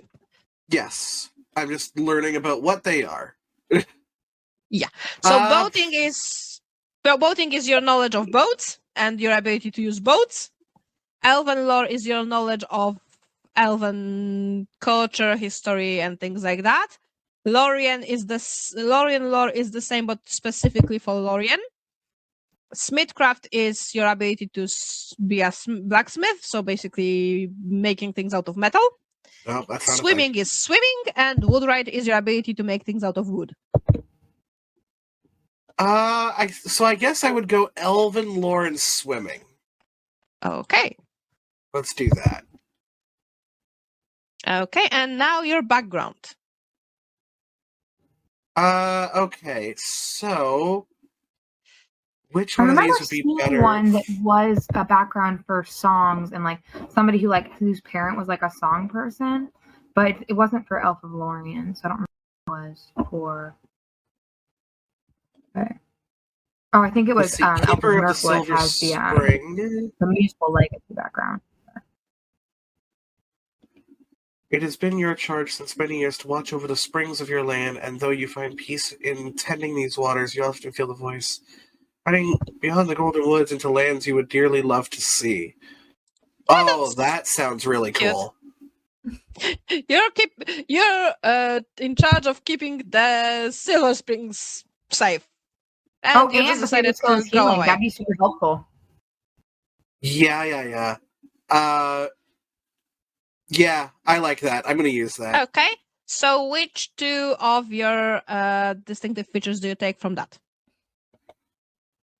I'm going to go fair and generous. Aww. Yeah, I basically want her to be like super sweet, like almost to a fault. Okay, and now choose your calling. What made you leave your home and the Silver Springs and go out to adventuring? Now, see, I'm torn between Scholar and Wanderer. Because Scholar is if you went out to learn new things. Wanderer if you went out to just travel. See the beautiful sights.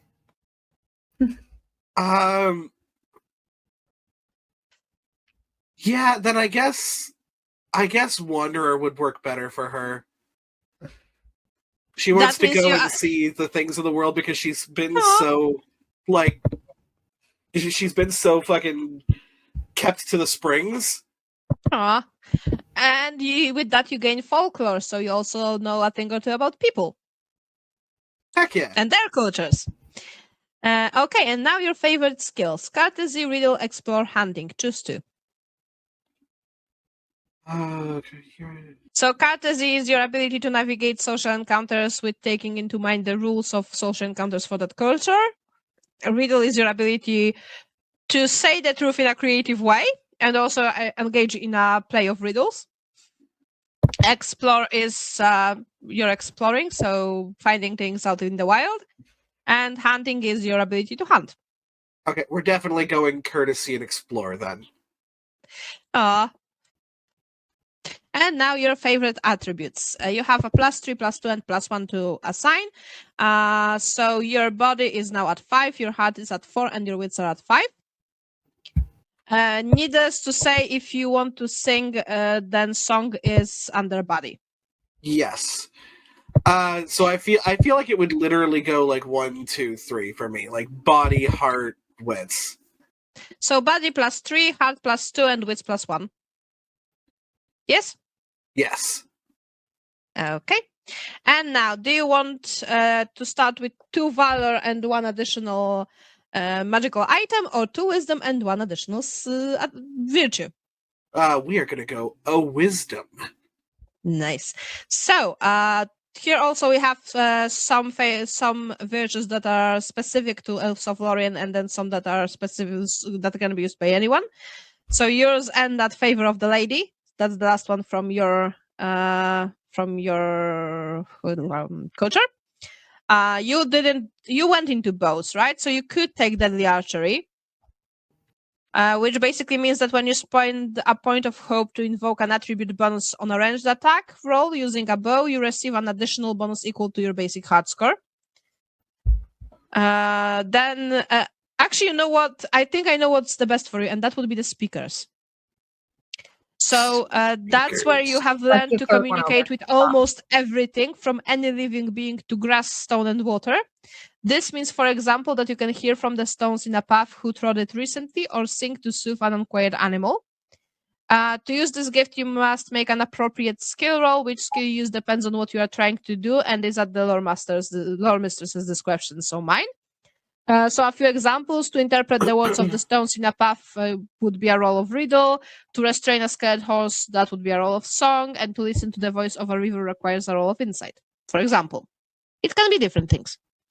But yes, that's Okay. basically the virtue that lets you talk to everything. I love that. We're gonna go with that. Thought so. That's why that's why I said that it's gonna be perfect.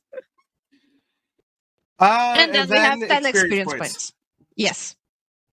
I And what believe did you may say want Kira had to have to be a scout? What was the skill for so that? for scout, you need explore. Explore, so you need to do at least one in that one. Let's do at least one in that. I might even actually do 2 in that. I think that would be smart. No worries. And what next? I'll put 1 in healing. Yep. So I have a lot of skills where I don't have anything in them, which is not great. Travel. Yep. Because you said travel, battle, and Insight and lore. Lore travel, you battle, have. insight, and play. Lore, I'm good with. Yeah. Travel, battle, insight. You could put 1 in insight and 1 in battle also. Yeah, it looks like she did. And that would leave you with 3 more points to spend. So let's go. I'm feeling inspire. Inspire? Right? Yeah, Because that would aren't be you cool. like a hopeful, doughy-eyed person who... Oh, elf. Let's go that. I'll actually, you know what? I'll put 1 in persuade and then 1 into search. Just kind of give me the Jill of all trades And kind you of thing. still have 1 more left for inspire or riddle. Looks like she already used it in Inspire on our end. Okay, great. Okay. As I said, I'm not seeing the video, so I need you to tell me things. Oh, yes. And what we Okay. didn't get to do with Anara because she had to leave, and we need to choose your equipment. So basically, I don't think you will want a spear because I don't think. Well, you can have a spear, but you don't have to use it basically. Okay. But you can have it just in case. And then we should choose a bow. What bow do you want to use? Because you can use either a normal bow or a great bow. My skills are better for bows in general. Yes, which means that you can choose which bow do you want to use, a regular one or a great bow. So basically the difference is that the regular bow has the damage of 5 and great bow has 7. The edge is the same. The injury rating is 14 on regular and 16 on great bow, but regular bow has only 1 encumbrance, which counts to add your fatigue from encumbrance, and the great bow has 3. Okay, so if I just get rid of the spear and just make my melee weapon my dagger, can I go for the great bow? Yeah, absolutely. Okay, then let's do that. So dagger and great bow makes sense. And now armor. Since you're gonna be an archer, I would say that the leather corset would be the heaviest I would go, because that's 18 encumbrance and gives you 2 dice in armor. So the leather corselet, you said? Yes. Okay. Because basically the leather shirt doesn't do much, and the difference in weight isn't that. Basically, that's the leather shirt weighs half the same as leather corset and gives you only 1 die. So basically, I would go with leather corset, and then I would take headgear, so the cap of iron and leather, which only weighs 2 and gives you +1 to your armor rolls. And that way, your fatigue from encumbrance is 13, so half of your endurance, which means that unless you get tired during the travel, you still have 13 points to spend on losing health in combat. Which as an archer doesn't happen that much. Right. Because I'm usually the one in the back. Yes, exactly. Okay, perfect. Okay, great. Let me save the code. Yes. Save character as code. No, I have it. That's why I'm clicking through it so that I can do it on my own. Oh, you can do it on your end. Hell yeah. Yep, that's why I'm clicking through it with you. Okay, and that's all I needed from you. So if you need to run, you can also run. And you're rich, so you're prosperous, so you can pay for all of us to stay places. Yes. Yay! And she doesn't understand a world in which people can't pay for things. Oh, I've got someone for you to meet from the frugal background in a minute. Yeah, I have a martial background, which is like in the middle. So even though she's nobility, she's from a nation that is at war. So it's like martial, which is kind of in the middle of all the things.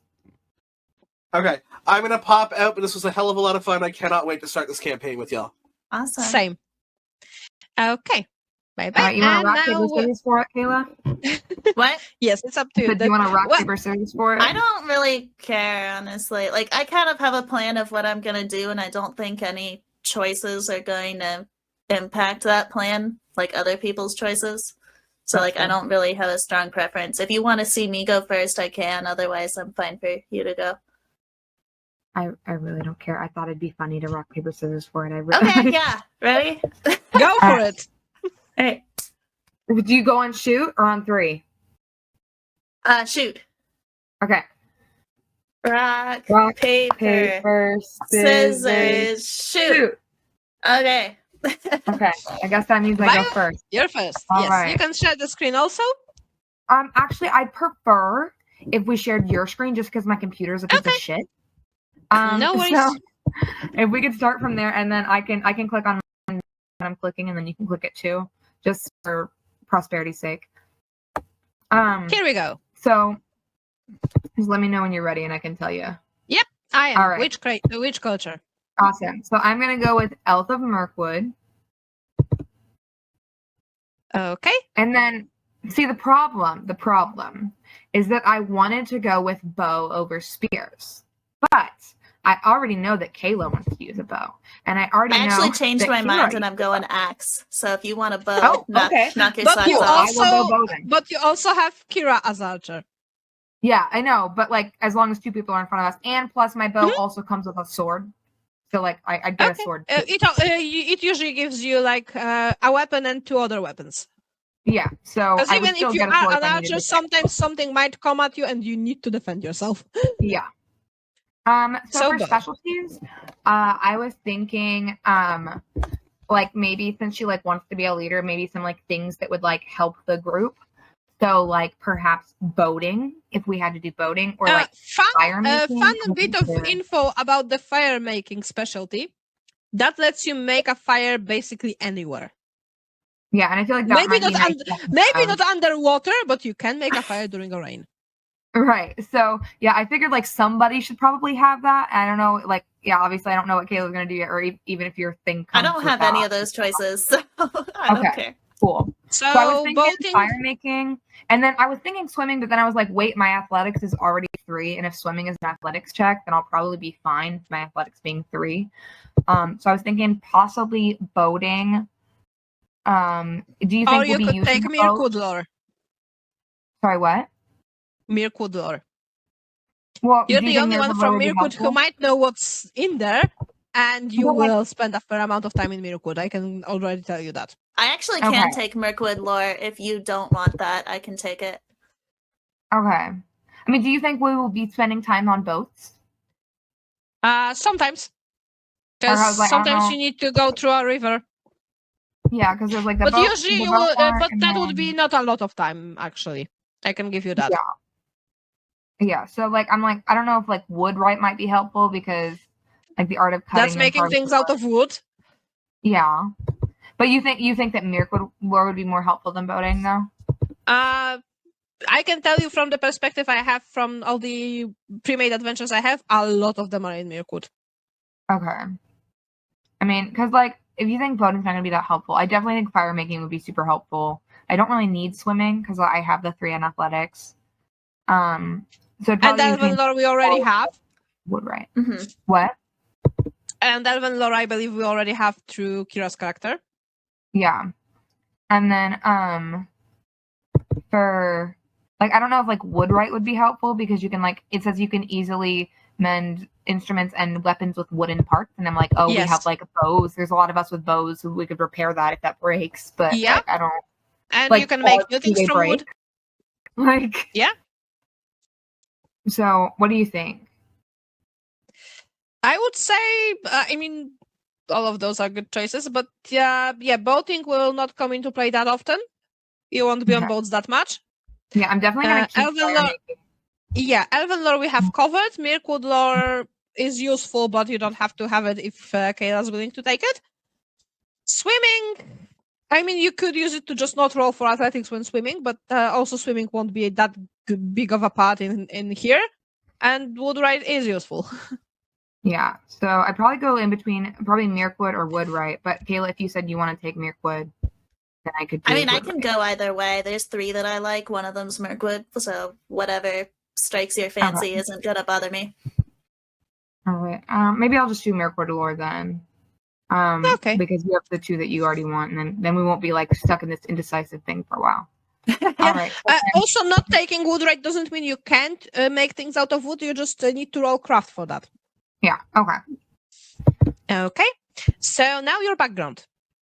Noble blood. We already Noble. decided. Okay, and and then- which 2 features? So I definitely want quick of hearing, just because I think that'd be helpful because it says no sound escapes Yes. your attention, which just seems like Yep. a good thing to have. So that's basically the equivalent of keenite. So when keenite can be used to, instead of awareness, to spot things, you can use quick of hearing to hear things. And then I was wondering what swift is. So it says you move swiftly and are quick to take action. Bonuses, or is it just like for flavor? And it's not in combat. It can come out of combat when you need to get out of way fast or other things like that. Or for example, if you encounter a danger during traveling, you can use that instead of rolling for example, athletics or things like that to get out of the way of things. Yeah. And then I was looking between the swift or like lordly, because I don't know if like lordly would be helpful when we're like talking to like other people who are high up and trying to convince them to be our patrons, and I'm like, I'm dignified. So and basically, lordly would make people respect you a bit more because you have that, that lordly way of carrying yourself, which makes people respect you automatically. Yeah, and I was thinking that might be you more already helpful seem when like trying someone to- who's important and yeah. So that could be useful, especially when you're talking to, like, for example, elven leaders. So both Galadriel and Tranduil or Galadriel or Elrond. Elrond a bit less, but Galadriel and Tranduil, they will definitely respect you a bit more and be more willing to talk to you if you have that. Yeah, because I was thinking just Tranduil because- already knows you, but right. But I just thought like it might be helpful if you like we're doing the whole thing where like, oh, I have to introduce people and I have to like yeah. try and convince people to be our patrons. And like I felt like that might be helpful. You could basically use that to not roll for O, for example. Definitely agree Yeah. with you there. Okay. So yeah, I think that Lordly might help the party more. Swift Okay. might help me a little bit more, but Lordly I think helps the party, and we're doing things to help the party. So Yes, we're gonna do that. Yes, that's the system that's all about cooperation. Yeah. Okay, and now So- you're calling. Leader. That's what I want. Okay. And then for favored skills, I was thinking persuade and battle. Okay. Because I just Oh, think talking that, to people and tactics.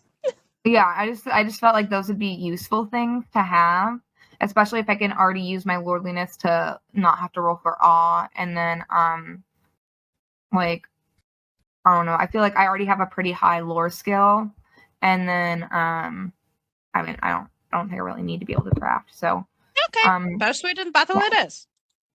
and then And for now my assign favorite your... yeah. All right. So Yep. for favorite attributes, I want to do 3 for heart because inspire and travel and battle are all under heart, and so that seems like a good thing to have my 3 in. And then for 2, I'm gonna do it in wits because that has persuade and like lore and stealth and stuff under it. And then I'll do 1 for body because I feel like that's gonna be the things that I have the least amount of favorite skills in. And now valor or wisdom. Okay, so this one I was also thinking of. I was like this was what I was looking through when Kira was doing it. I was looking through the virtues and the rewards. So on the reward side, if I did pick the 2 valor, the reward I would want to do was the woodland bow because you're always allowed to make 1 additional opening volley. So if we had, so I could like do 2 opening volleys, or I could even do 1 when no opening volleys are allowed unless I'm surprised. Or I was thinking if I did wisdom with the virtue, I could do the wood elf magic one where I can like learn fake magic. Like I don't like, so I was like, I didn't know like what would be more useful because the wood elf magic you can do. So you first off you get stinging arrow, which makes an arrow flicker as if it has magical fire. So if you spend a point of hope, it will fly up to twice its normal range. Or after a successful range attack, you can use the point of hope to make it produce an automatic piercing blow. Yeah. And then later during the fellowship phase, you can use an experience point to get to make elf lights, which make you make a torch and it'll make people attract. And then later you can make another experience point to get enchanted sleep. The way that rewards like this work, the rewards that have like 3 different things, is that you can buy this virtue multiple times. In this case, up to 3, and with each buying of that virtue, you get another one of the things. Yeah. So I didn't know if you guys thought that like this having the elf magic or the bow would be better, because on the bow we get like an extra shot every time. Yeah, the bow is great, and there's not many things like this basically, and I think that's the only thing that allows for additional opening volley. Okay, so maybe go with that for now, and then at a later time I might be able to pick that. You will be raising your valor and wisdom, so you can get that magic at some point later on also. Okay.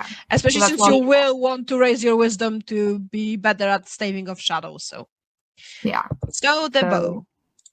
Yeah, we'll go with the woodland and now the points. Yeah, now our points. Okay.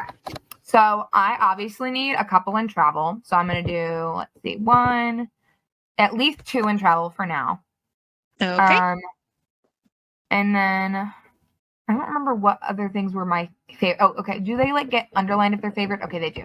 All right. So inspire and persuade are both favorite for me, so I should probably have something in each of them, right? So, inspire, and where'd persuade go? It's somewhere. Hold on, I can't find it. Here it is. I just assigned persuade. 1 to each. Yeah, I assigned 1 to each. Inspire and persuade. I just couldn't find it. It was right next to inspire. I was and then okay, so I still have 5 left. So for that, I don't know. Do you have any suggestions on what would be good? Maybe some courtesy. Yeah, courtesy is usually a good option. Okay, yeah. So at least 1 in courtesy, that'd be good. And then I still have 4 points left. So insight? Yeah, insight could be good too. Sure, we'll do that. And then I have 3 points left. Do you think I should like up something I already have 1 in, or just do like 3 others? Yeah, I would, because at the character creation, raising skills is cheaper than later on in the game. Oh, okay. Yeah, so like do something higher up. Yeah.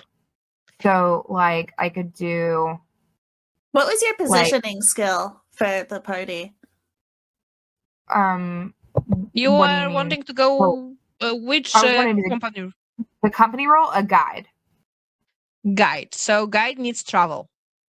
Do I have to So travel? you Do I can do just like the raise third travel one to in 3. travel? Yeah. And Okay. that's all the points. And you're done with that. And now let's take your gear. So do you want a regular bow or a great bow? Because woodland bow can be either. Okay. I mean, I don't. What do you think would be better? I mean, great bow is heavier, but it has higher damage and higher injury rating. So it's so it hurts your enemies more, and it's harder for them to defend themselves against being wounded. Right. I mean, sure. Yeah, we could do great bow. I mean, I don't know how important encumbrance is. That's the problem. I've never played with encumbrance before in any gaming system ever. I know. Okay, and you're still gonna be an archer, so I would advise the same as previous as Tokira, so leather corset and the cap of iron and leather. Okay. And with that, you're standing at 15 encumbrance, which gives you still 11 endurance to spend in combat unless you get fatigue in travel. But then you can Okay, just and throw hopefully off I the won't cap get of fatigue iron in and travel, leather to because I the have 3 ground and instead. regain 2. But as I said, then you can in combat just throw off your cap of iron and leather and your sword to the ground and regain up to 4 points. So Okay, yeah. So I could just like ditch my sword and come back for it later. All right, that sounds good. And that is it. Let me copy the code. And I don't have anywhere else to be, Yay. so if it's okay with you guys, I'll hang out while Kayla does. Yeah, her I want No input. worries. I'm absolutely okay with that. The other 2 left because they had to. Yeah. And we didn't cover a few things that I need to, but we will do that at the beginning. I will just have to note them down for myself. Okay, so let's start again with Kayla. Which culture are we going with? We're going with Woodman of Wilderland. Yay! And I believe you said you want axe? I want the axe, yes. Okay. And then specialties. Oh, Mirkwood and before we do that, just to describe my character a little, her name is Pheolin, a woodwoman of the axe. I'm picturing her towards the higher end of the adventuring range, so like 27-ish in the 16 to 30 range, just for flavor-wise. On the choose 2 here, I wanted to go herb lore and beast lore. Yep. Herb Herb lore for healing, beast beast lore for hunting. And herb lore also for Okay. gathering. Okay, so not to okay. intrude on your character creation, but we do already have someone with beast lore. So, like, would it be better to do like fishing since you are the huntsman to get food for the party? I mean, don't if you know. want beast lore, you can definitely do that. We do already have somebody with that skill. Right, I forgot No, I that didn't know. somebody picked beast lore already. I think Anara picked beast lore, but I don't know if like fishing would help feed the party more. But if you want to do beast lore, if that's what your How heart much is set water on, I is think there? it's Is fishing always like guaranteed? You know, basically, I can't show you right now on this computer, but basically, the part you're traveling the most is between the mountains and the Mirkwood, and there's like a giant fucking river through the middle of it. Oh, good. Okay. Yeah, sure. Fishing and herb lore. Okay, and now your background. All right. And I know this is going to sound kind of weird given that I'm going hunting, but I do not want the hound. I actually want fairy heritage. And I'm just going to bolster my hunting up a little bit. Which basically means that people assume that you had an elf in your family at some point. Yes, that's correct. You had to. Maybe we're long lost cousins. Yeah. We definitely know each other if we're both from the Mirkwood area. Yeah. And then my 2... I mean, not necessarily because the woodmen stay on the edge of Mirkwood to the west side, and the Trandul's Pass is on the first up, way up to the north from Woodmen, and on the very west edge of the Mirkwood. Okay, then East maybe not. edge. I don't know. So basically, you're across the Mirkwood from each other. Well, We could have met. It's Who actually knows? easier for you to get to Lorien than it is to the Mirkwood Elves. I'll meet you at some point. We'll figure that one Yeah. out. My 2 stats here, I wanted bold and I wanted fair. What does bold do out of curiosity? Stronger against fear was my impression. Less. Judge your abilities point you're not using. Ooh, fancy. That sounds fun.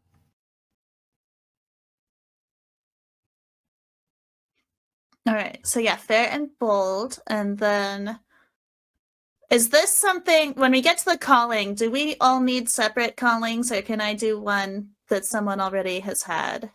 You can take another one. So you take bold and fair, right? Yes. Yes, you can have a calling that's already in the party. That's not a problem. Okay. Because I also wanted wanderer. Okay, that's not a problem. You just decided to walk out from your home and start walking around. Yes. I wanted wanderer and I wanted hunting and explore as the 2 favored skills in there. Right? And now your favorite attributes. We're gonna go +3 on wits, +2 on heart, and +1 on body. Okay. And now wisdom or valor? This is the part where I wasn't quite sure. I was interested if I were to go the wisdom route. I was specifically interested in the hunter's resolve, where once per day you may spend a hope point to recover endurance points. I wasn't sure how useful that actually was, but it sounded cool. It is useful, but then also the herbal remedies, which are specific to your culture, are also fun. I saw those as well. Yeah, and then in rewards, you also get the axe. And What which does the one? axe do? The bearded axe. Oh, the bearded axe, yes. Yeah. So if you roll a great or extraordinary success on an attack using the bearded axe, you may choose not to apply your damage rating to smash your opponent's shield. So you can say that you're not using the damage rating to add it to the damage, but you can use it to smash their shield or disarm them. That sounds pretty cool.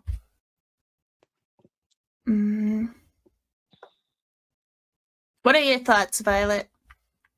I mean, I think that because yes, another thing that's fun in Wandering and isn't in 5e, you can disarm your opponents, you can smash their shields, you can do stuff like that. Yeah, I mean that definitely sounds cool. Can we look back at the other thing you were looking at too? The one. And you said the you wanted herbal Hunter's remedies Resolve. or the hunter's resolve? So Yeah, that's so the that Hunter's one- Resolve. You get a hope point, and you can recover endurance points. What's your favorite heart rating right now? I think that's 6 endurance points you could get back just by spending 1 hope point. And then what was the herbal remedies? Yeah, and that's one of the multiple choice ones. So you can take it 2 times to get both. So Fragrant Weeds is when your endurance rating drops to equal or below your fatigue score for the first time. You are not yet considered weary. You become weary only when your endurance drops again. So you have like an extra chance for life. Yeah, or poison remedies that you can make a poison. So basically, you can find the necessary ingredients to concoct a drink that, when ingested, will help a victim shake off the effects of spider poison, or to prepare a salve that, when applied to a wound or a bruise, will neutralize the action of orc poison. How much poison do we deal with? Well, between spiders and orcs, a lot. Yeah, let's go with the poison remedies. That sounds really interesting. So the herbal remedies with the poison ones. Yes. Yeah, I think that's a good idea. Okay. And now in skills, we're bumping hunting up to 3. We're going to add 1 to travel, 1 to lore, 1. Let's see, I have 5 left.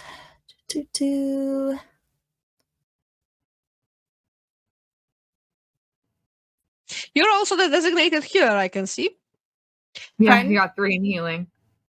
Yes. Yep, you're the designated healer. I'm the healer and the hunter. I got my 3 and 3. You also are now able to fight off poison. So, and to be honest, in cases of poisoning, apart from the remedies that you have, there are only a few things others that can cure a poisoning. Well, that sounds like a good skill to have. All I- right. so- Yeah. You have 3 in healing, and you can heal us from poison. You seem like a great Yes. party member. I'm Otherwise, here. if you had, otherwise, if somebody in your party got poisoned, you would have to actually go to, for example, Lorien or Rivendell and ask them to heal that. Mm-hmm. We don't need them. We're fine. I Yeah. can do it. What else is important here? Do. You have battle, so that's what's inside. You might want to take insight Mm-hmm. just to have it.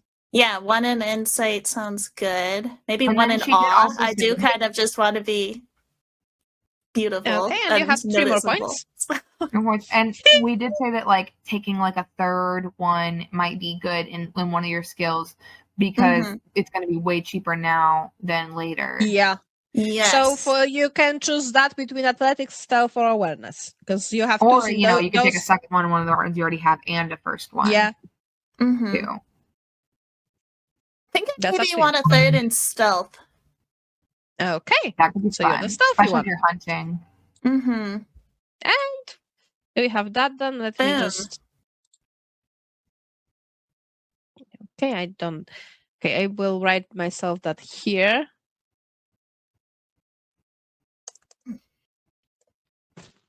Okay.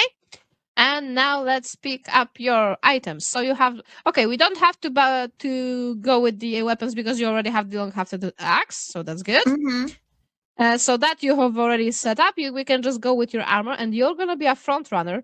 So Mm-hmm. I would go mail shirt Sounds good. because that's 12 in encumbrance, but gives you 3 dice in armor. Oh yeah, And then I want to. and tank basically some as far as headgear goes, I usually go for cap of iron and leather because the difference between that and the helm is not that noticeable. Well, it's way more in encumbrance for like only 3 more points, but then you have triple the 4 more encumbrance on it. encumbrance. So, Right. and since you're using an axe, you I can can have a use it shield, either right? one. Yes, you can have a shield because you can use your axe one-handed with a shield, and that gives you the damage of 5 and the Mhm. injury rating of 18. Or you can just throw off the shield, grab your axe two-handed, have 7 in damage Yeah, and 20. I injury definitely want rating. the shield if I can manage to carry it. Sure. And then Oh, there I'm just are gonna be different really shields. tired. That's okay. Oh, but so, I have the... No. so basically, you can either have the buckler, which is 1 encumbrance and gives you +1 to your parry, Mm-hmm. or you can go with the shield, which is 3 in encumbrance and gives you +2. I would say that the previous one is a bit better, because I will really not advise the great shield, which is 5 in encumbrance. That sounds like a lot. Yeah. Yeah, and that would make your endurance the same as your fatigue, so that's not good.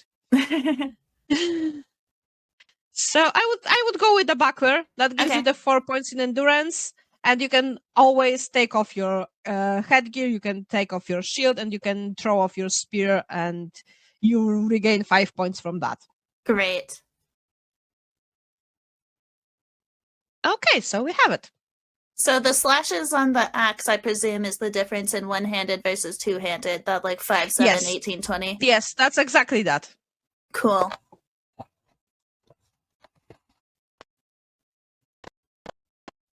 Okay, I have the characters saved, so that's good. Okay, so we have that, and yeah, I have written down some things that we will need to go through with everyone, but probably we'll do that in the Discord because I will need the rolls again. But we can also do that on game 1. Safety tools I will go over with you on the first game actual, because fun thing with Ring Center is that we have reactions, so we can put that, as you can see on my video now, or that. So we have basically built in safety things. We can do that or that. Yeah, the reactions are the best. So we have built-in security safety tools, so that's great. I remember, Violet, that you are okay with spiders as long as there is no image of spiders. Yeah, don't show me a picture of a spider. You can Okay, talk I will about have all to you just want. find something to be placeholder for spiders, but I other than that, I I'm do fine. not want. You could get like a really cute like cartoon picture of a spider. I'm okay with cartoon like cutesy pictures. Okay, Like like really adorable spiders. okay. I'm alright. I will do It's that. like a very fake, very like children's character spiders. Okay, I'll all do that. good. I'll do Scary-looking that. spiders, no bueno. I literally almost died from a spider bite when I was 8. Oh my So I have god. really bad arachnophobia. That sucks. Can my I character will talk about spiders? Yes, because Violet, same as me, has aphantasia, so just the word spider doesn't pop up the image in our heads. Yeah, so Cool. I can't close my eyes and picture anything in my brain. Like I can't Okay. make pictures. In my Images head. don't I exist just want to in make our sure I'm brains. respectful of your problem because spider injury was going to play into my character's backstory, and I don't want to do anything triggering with that knowledge. Yeah, no, you can talk about spider stuff all you want. Just don't show me a picture, and we're all good. Yeah. Okay. So yeah, because basically aphantasia is basically a bitch. It's where our imagination kind of works, but not the same as most people. Because most people, when they imagine something, they kind of see it in their mind. Mhm. We don't. Yeah, we can't see Interesting. things in our minds. Our Like, brains, it was so our wild to me when imagination Did you doesn't see process words or- images. Our imagination just doesn't process images. No. no images. No, That's really interesting. Yeah. it It's a freaked me out when I bitch. found out other people could do that. I was like, Yeah. my mind was blown. I only found out other people could see images in their head like You a know year. what? Then I have my partner who pisses the hell out of me because not only does he have images, he can do the same thing with smells, sounds. He can smell things in his mind. He can hear things in his mind. Why the fuck do I not get those things? I can't even see things in my mind. Yeah, Which is why when I work on drawings, I'm like, give me all the possible references. Well, make sure you make a note not to include a bow on my drawing since I switched my mind once I saw how many bowmen I will it basically, got. I will basically filter those through the equipment we've chosen for yourself. So don't worry. Yes. And I'm really I will excited have to to- Frontline. I kind of made Yeah. Idil again, I realized, with like the big armor. But you'll be Guy. frontlining with Anara. Anara is Yeah. also going to be with you on the front lines. And Yeah. I will have to go through equipment with Anara. Mhm. We will have to, on the first games, sit down and talk about how your party met and where do we start. We have to figure out before the first game so that I can know which adventure we're starting with. And then we have to figure out the name for the campaign. because this is like session -1. We still haven't had our session 0. So this is gonna happen, and then we'll have This is session session 0. zero. We'll just go over a few things of session 0 and the beginning of episode 1 because, hey, why not? Session 0.8. We're almost there. Yes. But with that, I believe we're all done for today.